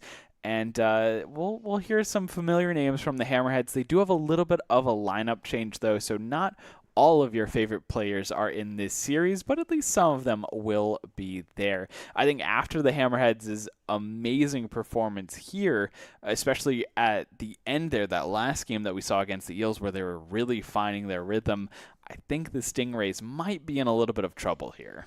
Well, we kind of talked with the coaches a little bit over the break, and they were saying that the Stingrays moving into and classically throughout this season, they've got a pretty aggressive play style. So as I was talking about how the Hammerheads had a very physical game where they're able to find some success. Apparently, that's just what the Stingrays do all the time. So they might be fighting fire with fire, and we could see a very explosive match. Well, I'm so excited. So let's get into game 1, Hammerheads versus the Stingrays. Who will come out on top? We're about to find out as we're starting up here. And on side of the Hammerheads, of course, we have State. We have your other favorite, Nif, and then the switch out Orange Peel will be on the sidelines for this one, and Sicko will be coming in their stead. Yeah, and we've got YY, Essentially Boss, and Phantom on the side of the Stingrays. And so far, looking like it's going to be a pretty fast-paced game. Now Sicko, just like we talked about, the physicality, knowing that what he's got to do is get some of those demos. And I would love to see what the statistics look like after this series of how much bumping happens. And that's a little bit of a bump from teammates. Essentially Boss having almost an open goal. 2 members of the Stingrays, the Hammerheads getting up for it. Sorry, not quite used to seeing Sicko on the side of the Hammerheads yet. So new players, new team, but no, new players are old team. Yeah. And Essentially Boss to the corner. This one's going up. Now Sicko going to collect this one, gets bumped away from the play, and what good timing, but not fast enough as the Hammerheads striking first here and putting their stamp on the game 1. I think it's something that we didn't really get to talk too much about in the last game, but State has been doing such a good job of being a finisher, being in that second man position where you have someone like Sicko who's very strong, very aggressive, or like Orange Peel in the last series, who can really open up these opportunities and make things happen. And then State is there to finish it off, but instead we have Nif, who doesn't need anyone's help, is just going to collect and finish off all by themselves. The net was wide open, and Nif took full advantage of that.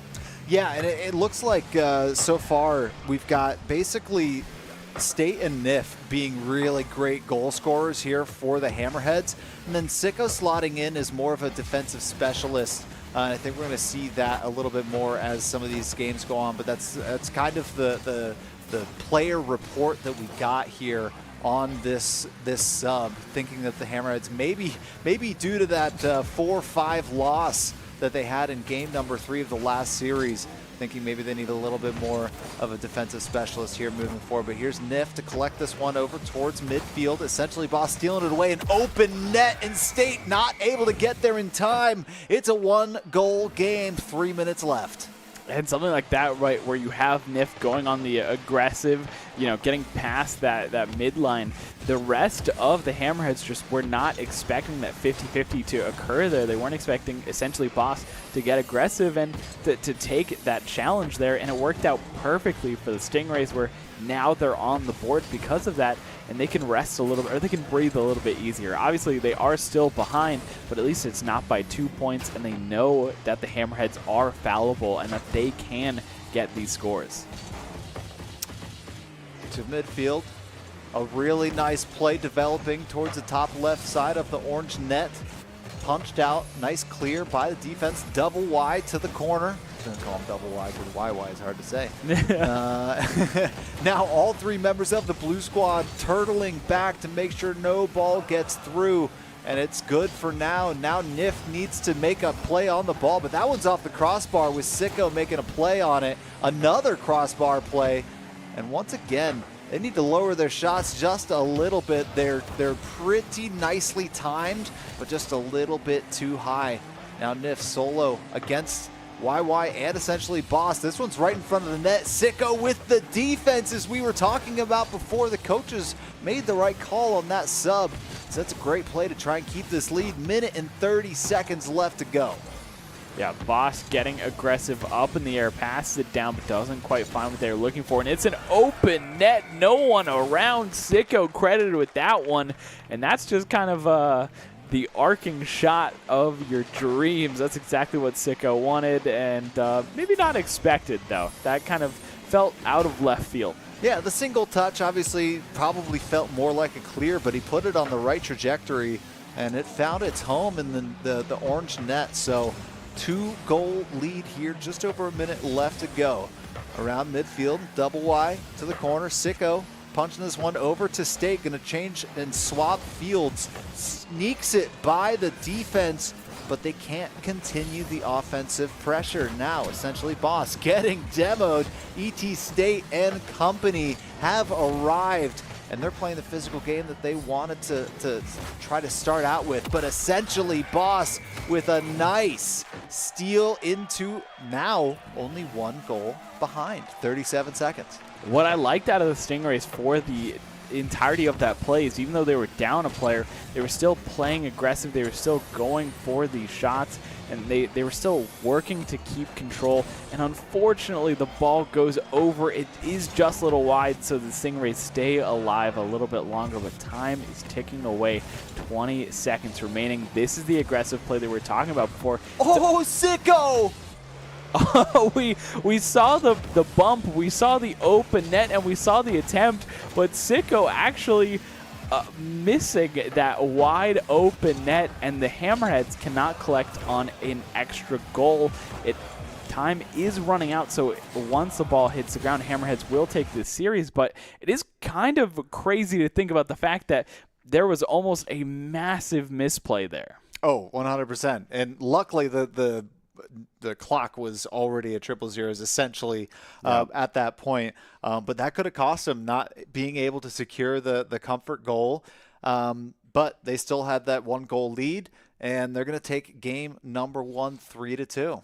3-2. I mean, we were waiting for it, and we saw it already. The Hammerheads coming out with this very aggressive, very enforcer, bruiser, kind of brawly play style that we see in Rocket League, where they wanted to get those demos, they wanted to get those bumps, and when they did, they had those open opportunities to score and to make points. We did see the Stingrays getting aggressive, and I think I understand what the coaches were talking about here, where it's not the same type of aggression, but we do see the Stingrays playing up very far, and we saw it kind of bite them once, yeah. Which was enough. Well, right? Yeah, which was enough, to be fair, because there was that 1-point differential for basically the entirety of the game. But even with how far they were playing up, how aggressive they were playing up, it only came back to bite them once. So I think if they can kind of shore up some of that and they can win more of those 50-50s and not allow something like maybe a little bit of a fluke clear there, not allow those things to happen, I think they have a great chance of really taking it to the Hammerheads and giving us a phenomenal series. Yeah, I'm seeing a lot of that physicality come out in the Hammerheads.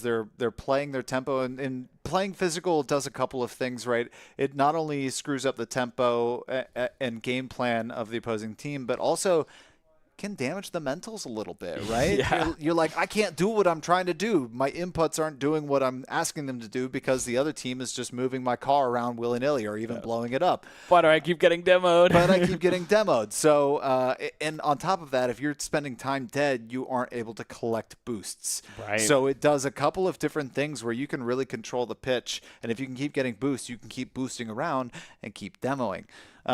So we'll see whether or not the Stingrays can get back into the match. Well, we're about to find out. Game 2 is ready, so let's head on down to the field and see if the Stingrays can recover and stop the momentum, stop this snowball that we know the Hammerheads can start, or will the Hammerheads just run away with it? And already a quick demo, but not from the Hammerheads, actually a demo onto Sicko from the Stingrays.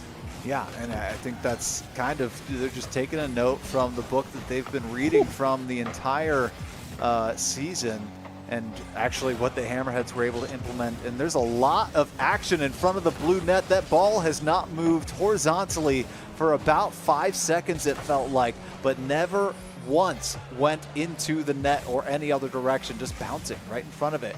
And there was so much action, so many demos. A great bump from double wide. Did they save it? Oh my gosh! That's absolutely insane that did not net a goal. It was about 40 to 50% across the goal line, but it's got to get 100% there for that goal to count. What a defensive stand from the Hammerheads. Nif, maybe not the hero that we deserve, but certainly the hero that we need, getting a beautiful save there. Even after the bump from the Stingrays came in, it was perfectly timed, it was perfectly executed. They just were not counting on Nif being the hero and finding a goal here. Actually, I believe that was Sicko that found the goal there, but Nif still really enabling that entirety of that kind of interaction and allowing the Hammerheads to stay alive long enough for Sicko to tee up and find the opening. Yeah, YY played super well there. The one that actually got that demo in the net, and and I thought for sure, wow, what a play that is going to result in a Stingrays goal. No, it didn't.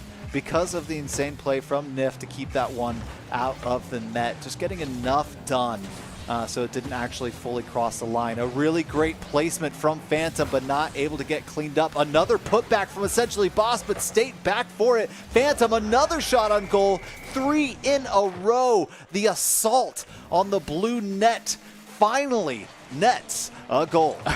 And this is where the aggressiveness of the Stingrays really comes to their advantage, where the Hammerheads think that they're safe. They think that they've cleared it, but they've really just passed it back to another member of the Stingrays, who then has another opportunity to shoot, and they just keep going back and forth because of how far forward a lot of these Stingrays play up.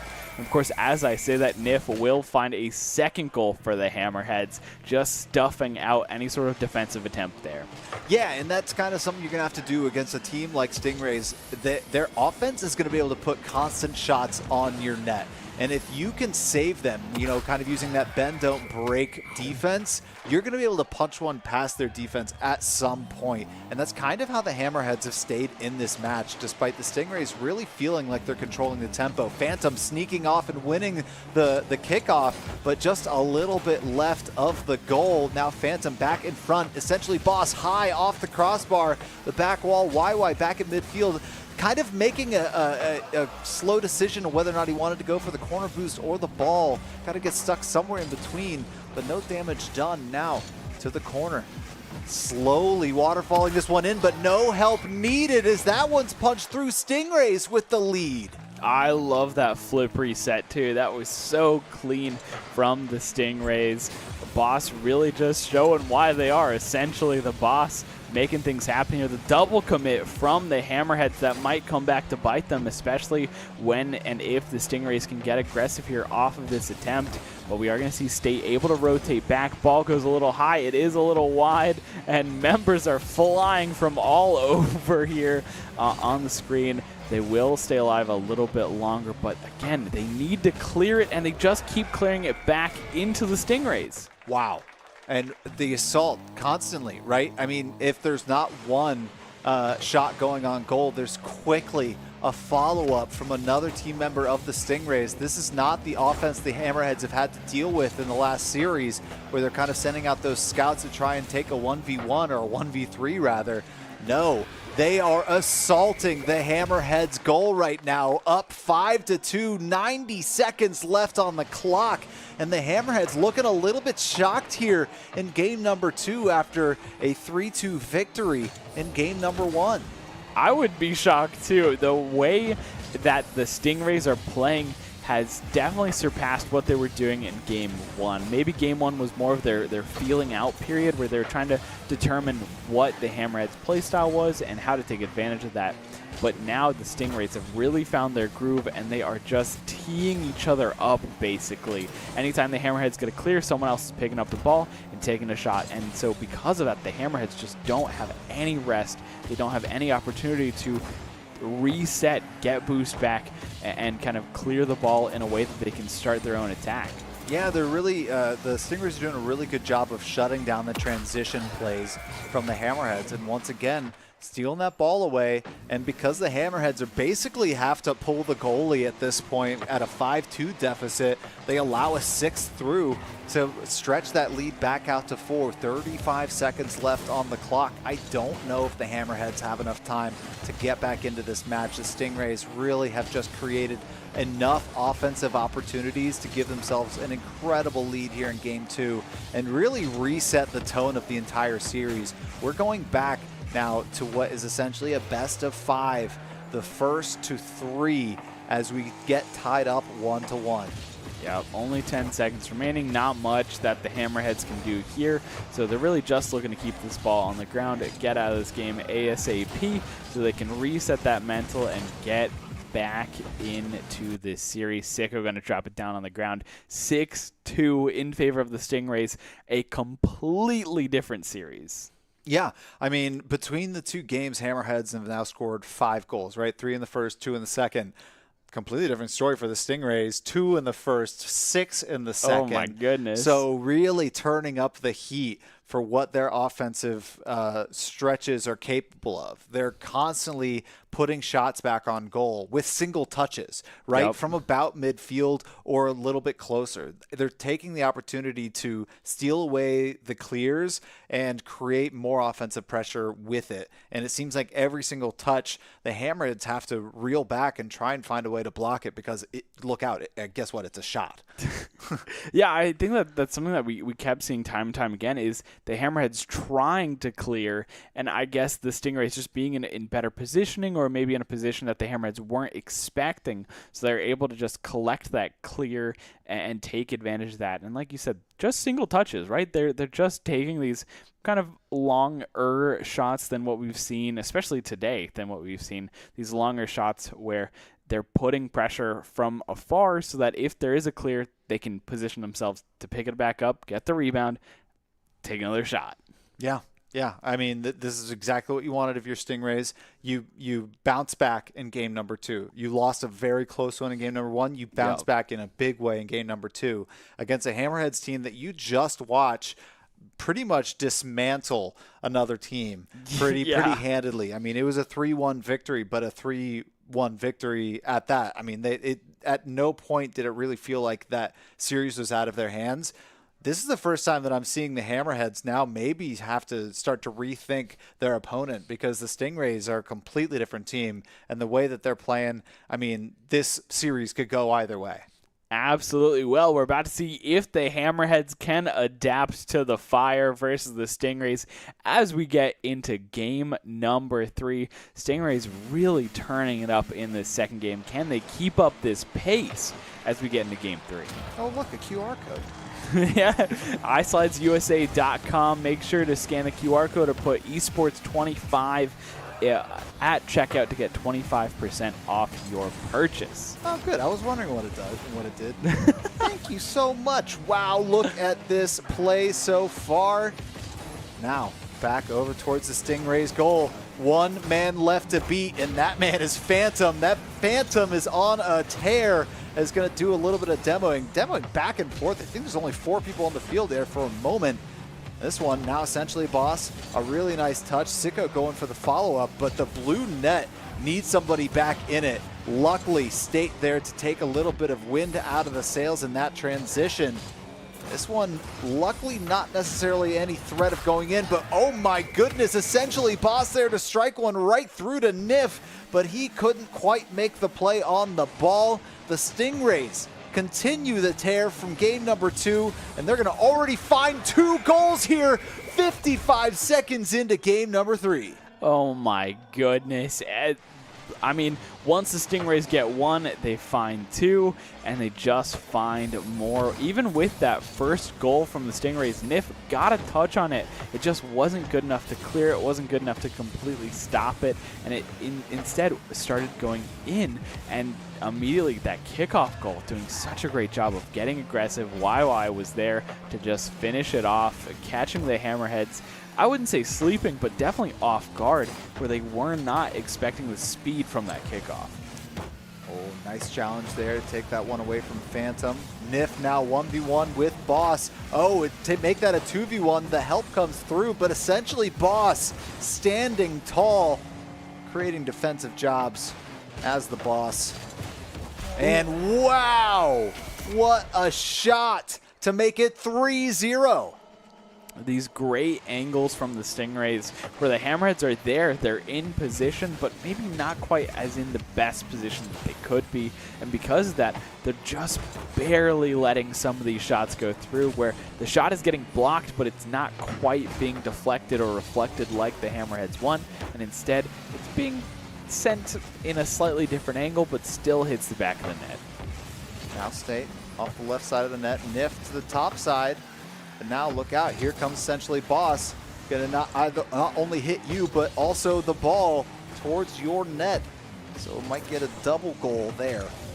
Phantom to the middle. Sicko now State with an opportunity, a breakaway, and a nice demo from Sicko to clean up the defense. Now to pull it back within 2. And this is really the Hammerhead team that we've seen in the past and that we need to see if they want to have a chance of taking on the Stingrays. Right, we have seen them play aggressive. We've seen them get those demos, get those bumps, and that's what they need to do if they want to have a chance at coming back from this deficit.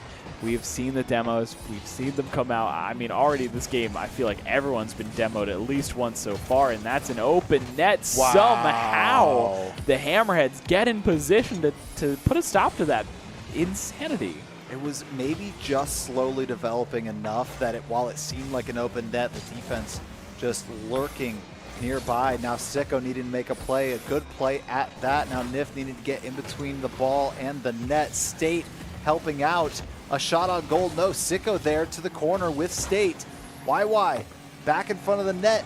Oh, getting maybe not the touch that he wanted, but it's back towards the goal here. Another lob, but Sicko there to punch that one away. This offense is so strangling that they really don't have a moment to breathe. State to the corner. Once again, this offensive possession has been so good from the Stingrays. Oh my gosh, yeah, they're in the right positions. Anytime that it looks like the Hammerheads are trying to clear, right now the Stingrays are going above and beyond in what we saw from last game, where they're not even allowing the Hammerheads to try to clear it, and instead they're playing so far forward that anytime the Hammerheads do try to clear it, the Stingrays are immediately in their face to take a 50-50, to win the 50-50, and to get a goal.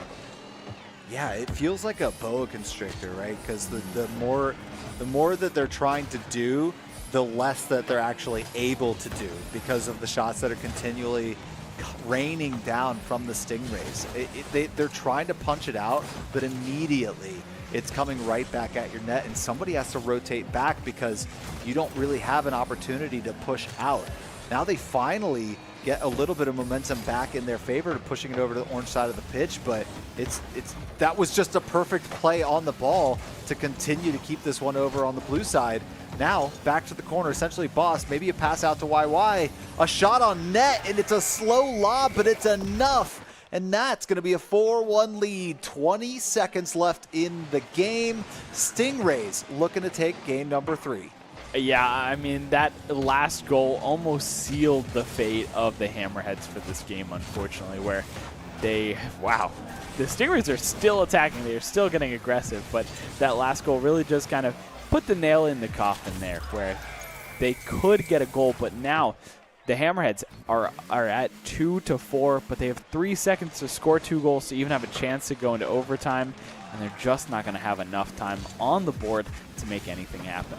It's interesting. You normally see Hammers being the one doing the hammering of the nails, but in this case, it's the Stingrays. It's the Stingrays. Although I have to say, Stingrays are probably not the best material if you want to hammer in nails. True. I would definitely just stick with hammers. Not hammerheads, because hammerhead sharks are also not the best tool when it comes to hammering nails. Interesting. Actually, interestingly enough, stingrays like being pet, like other creatures of similar fashions.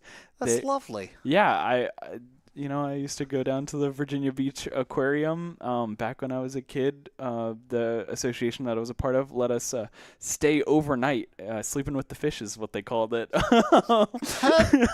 No. And part of that was being able to go to the stingray kind of exhibit and pet the stingrays, and that was a lot of fun. Why would they call it that? Because it's a funny name.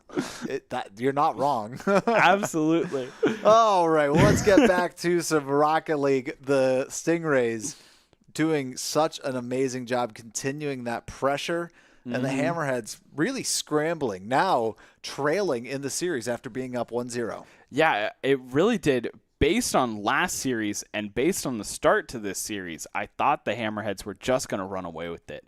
But something clicked in the Stingrays, and they have been very dominant ever since that second game, ever since that statement that they made in the second game. And now even in the third game, they've really been finding that lead, and they've been pushing it further and further, where it's just so difficult for the Hammerheads to make space. Like you said, like a boa constrictor, they just keep getting enclosed in on, and they just can't breathe. They can't make their own space. They can't get out of their own half of the field, and because of that, it just allows the Stingrays so much more space and so much more freedom to do what they want, to find the boost, to find those guaranteed midfield boosts even, and just keep that space and keep taking shots over and over and over again.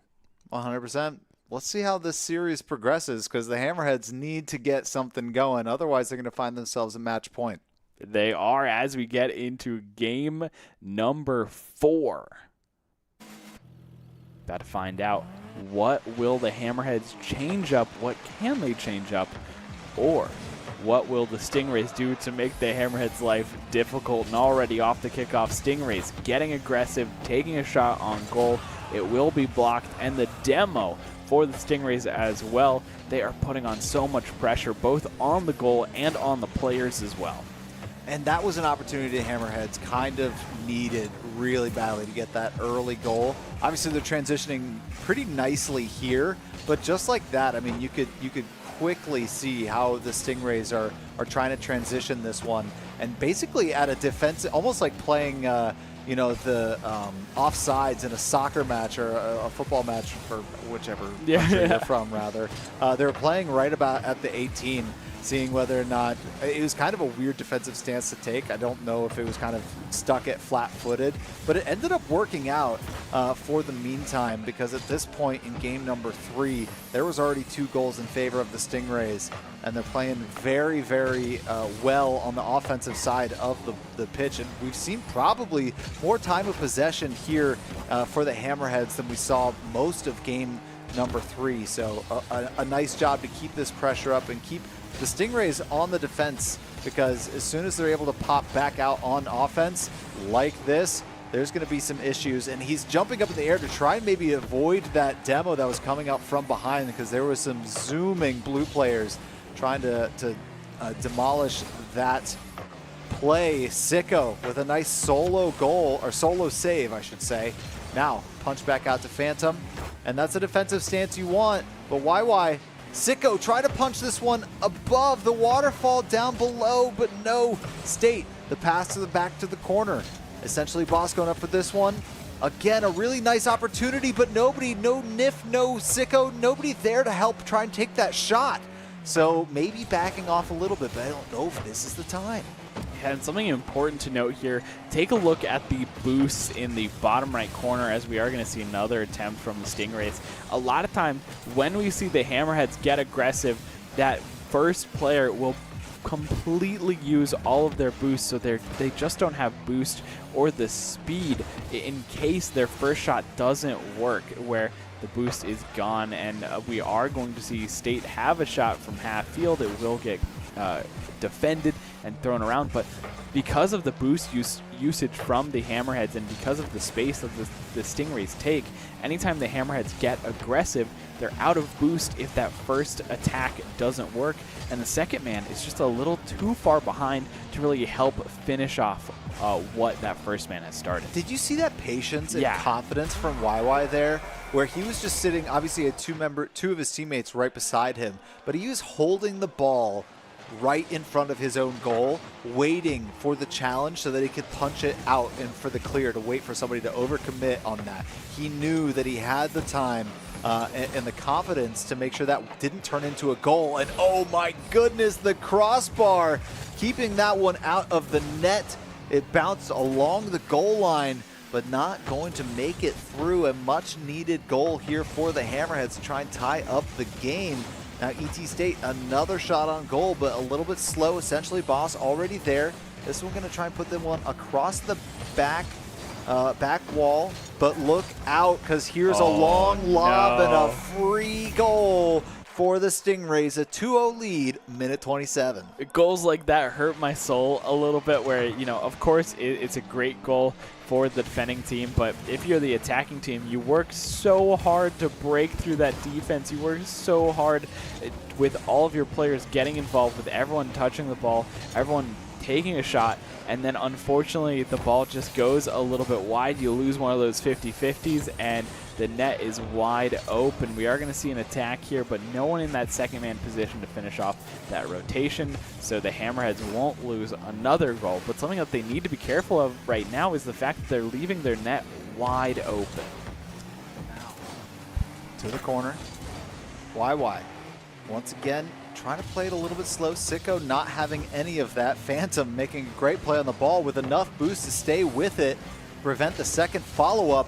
A really nice play from YY. Oh my goodness, this player has made so many defensive plays and staying back to make sure that nothing is going through, essentially protecting that 2-0 lead. You're not going to see YY leave that net. If I have any sort of prediction, as essentially Boss is going to go try and burn this clock a little bit more. 15 seconds left to go. Now you do see YY come out to about midfield, but not before. There's a little bit of a miscommunication perhaps from the players of the Hammerheads, as that clock burned down a little bit too much for them to handle. Now a 2-0 deficit, and the clock has hit 0, and we're going to see the end of the game. Stingrays taking game number 4, up in series 3-1. 3-1. But I will say there was a definite and distinct change from game 4, then from games 2 and games 3. Oh, yeah. Where Stingrays only got 2 points on the board, and it wasn't done in very fast and rapid fashion. It took a second for them to really find their footing, for them to really find that lead. Of course, they were able to really shut out any sort of aggression that the Hammerheads had, but it was the Hammerheads who were taking some of those early shots, getting aggressive early on.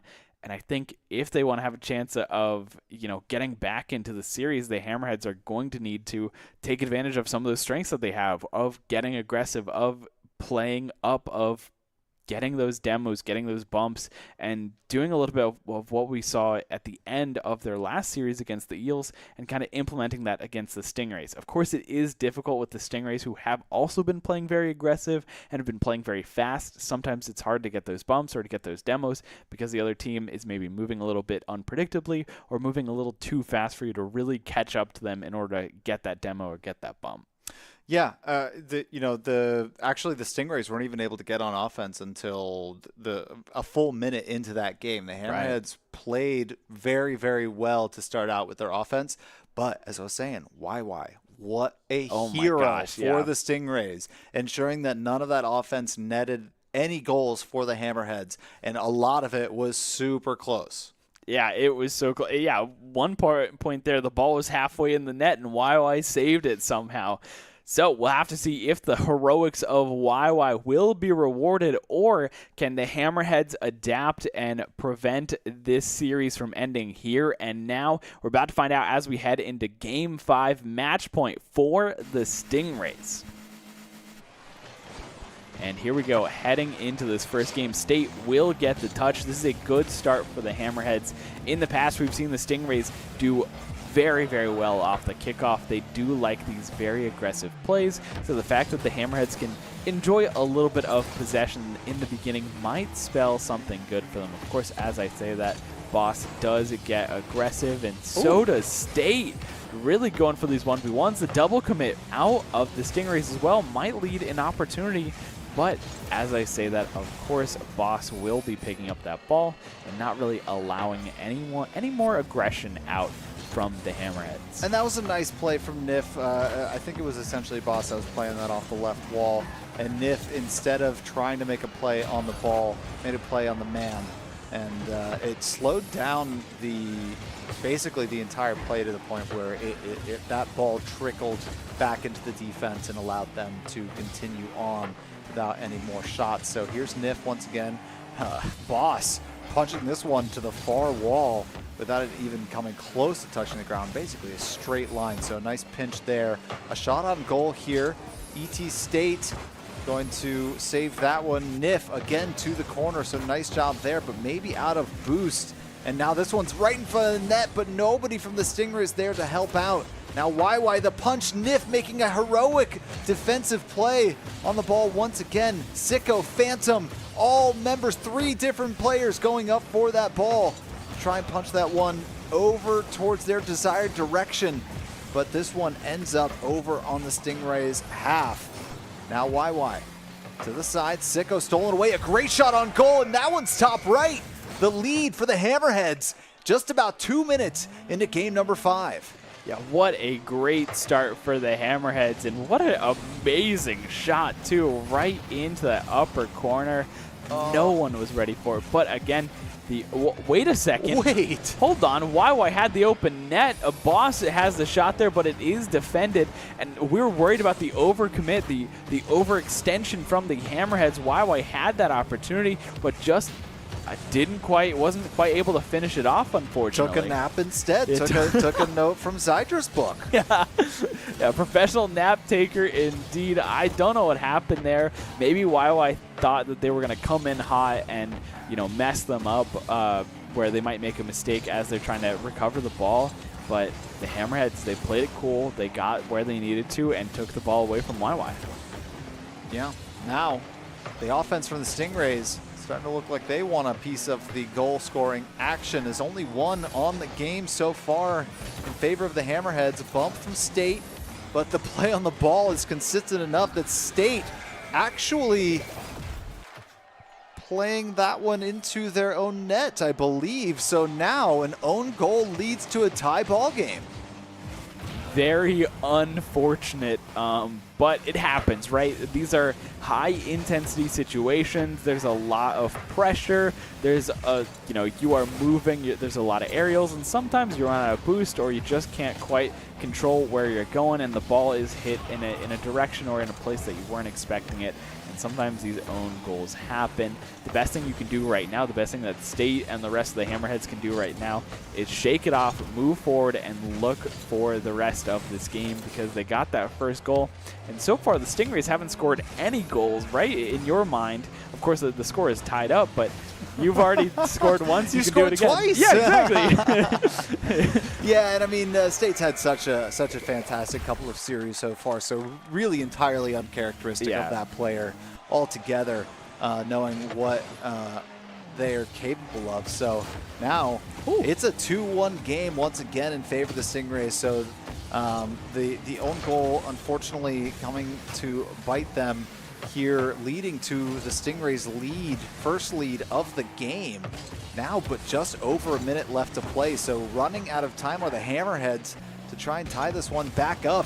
And that is a really nice long ball right into the hands of the Stingrays to put this one another goal in the lead. A winning of the takeoff. Phantom going to collect that one back towards his net. Nice clear. 2 goals needed for the Hammerheads. Otherwise, they will be sent packing. The series will end. The Stingrays will be taking the series 4-1. NIF needing to play defensive on the ball, but also needing to transition quickly because only 40 seconds left to play. Ooh, and we do see the pass down, but unfortunately there are just too many members of the Stingrays around and won't really give any sort of open opportunity for the Hammerheads to make something happen. And already we're seeing the double commit from on the attack there from the Stingrays. I was expecting us to see a little bit more out of the Hammerheads, just barely stopping it there, but the demo comes through regardless, so it is a 2v3 situation for a second here. 7 seconds left to play. Hammerheads essentially need this touch from State to go in to have enough time to replay it, and it is a ball in the back of the net, but the clock hits triple zeros, and it just barely didn't make it there in time to leave any time left on the clock to continue play. That, my friends, is going to be Stingrays taking the series 4-1. Well, that was a heck of a best of 7 from them. Absolutely, and it is a bit of a heartbreaker at the end there where if the clock just had a second on it, right? They could have at least hit the kickoff. They could have at least played it out there for a second, but unfortunately they don't quite get it. So very close, but overall, right, the Stingrays very dominant, especially in games 2 and 3, and the Hammerheads couldn't quite find their tempo. They couldn't quite find their footing throughout the entirety of the series.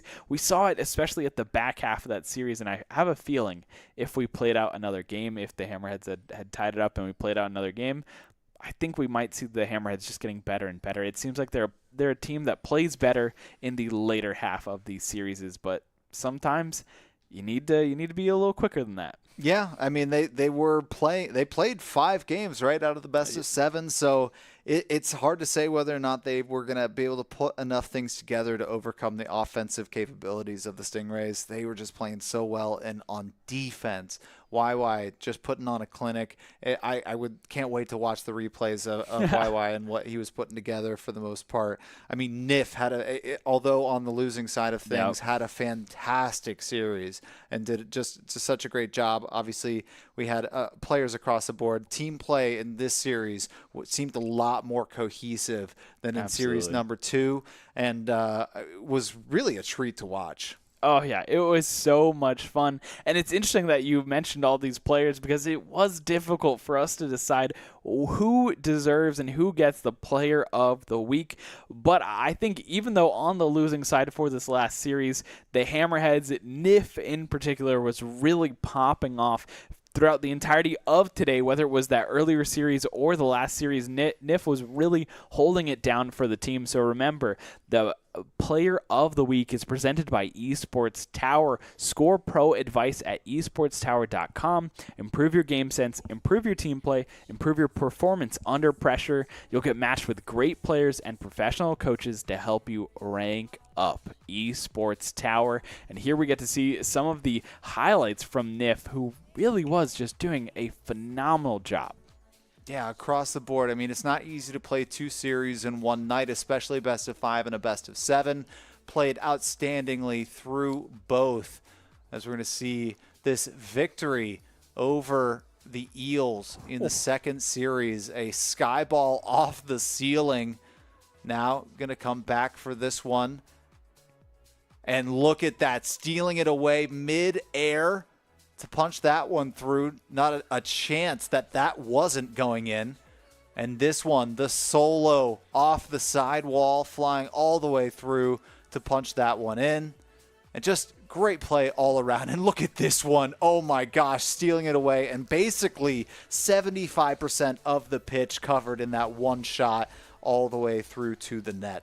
You know, a lot of times when we look at these teams, we talk about team cohesion and players who are complementary to each other. And I think when we look at the Hammerheads, you have a player like State who plays close up, who likes to play in almost these brawly kind of situations. But even watching back through the replays, we could see that Nif likes to take a little bit more of a step back, likes to take some of these longer shots, likes to get some of these sky balls. And so that's kind of complementary in the fact that State is there up close, but if it gets reflected or if State can't get in, Nif is there to be kind of that sharpshooter for the Hammerheads to take these long shots and to give their team that advantage on any position of the field. Yeah, and if I'm, going back through the VOD reviews, that as they will, take a look at how players were working with one another, why Nif was potentially a standout this week through all of the plays, both defensively and offensively, because there's key moments in every single game you can take away going, oh, I could have done that better, or wow, you know what? I did that really well, and Yeah. there's if you take those positives throughout every single match, obviously you need to analyze what might have gone wrong in certain matches, but also celebrating your successes. And I think that that's something that the Hammerheads can do this week, right? They went 1-1 in the series. They prevented a full sweep, which is a big thing, That's right? a big thing, Based yeah. off of the point system that we have here in the Rocket League Esports Tower Rumble. And I think that there's a lot of successes that they can celebrate and that they can use in future weeks. Absolutely. So, of course, a huge congratulations to all of the teams who participated, and, of course, to the winners who did a phenomenal time. But even for the teams that didn't quite clinch out that victory, the losses still accumulate points, so they are still getting points for losing, so they are still in the running. And remember, this is a score-based system. In fact, it's an individual score-based system, so any sort of points that you can get anytime you can deny a sweep is so impactful. So, of course, a huge shout out to all the players for this week. We, of course, have been broadcasting from the esports arena here at Shenandoah University, and make sure to tune in next time, Tuesdays at 6 p.m. EST, if you want to see more action. Maybe it'll be Rocket League, maybe it'll be Valorant, maybe it'll be Overwatch. You'll just have to tune in to find out. I've been Alexander T. Kresek. This has been Xander Merrill Smith, and we'll catch you next time, and we're going to leave you with some top 5 plays of the week, so please enjoy. Front of the net, but the defense didn't help out much, and they're going to give a freebie away to the Mammoths early. I throw sometimes putting some pressure up in the soul.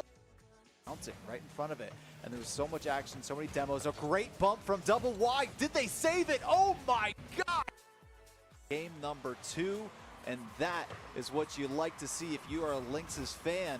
This one going high. Mammoths with an opportunity for a double touch, and that feel pretty comfortable holding. Right. Just 40 seconds left to go. Some physicality coming through from the Hammerheads, and they're gonna corner boost or the ball. Got to get stuck somewhere in between, but no damage done now to the corner. Slowly waterfalling this one in, but no help needed. Is that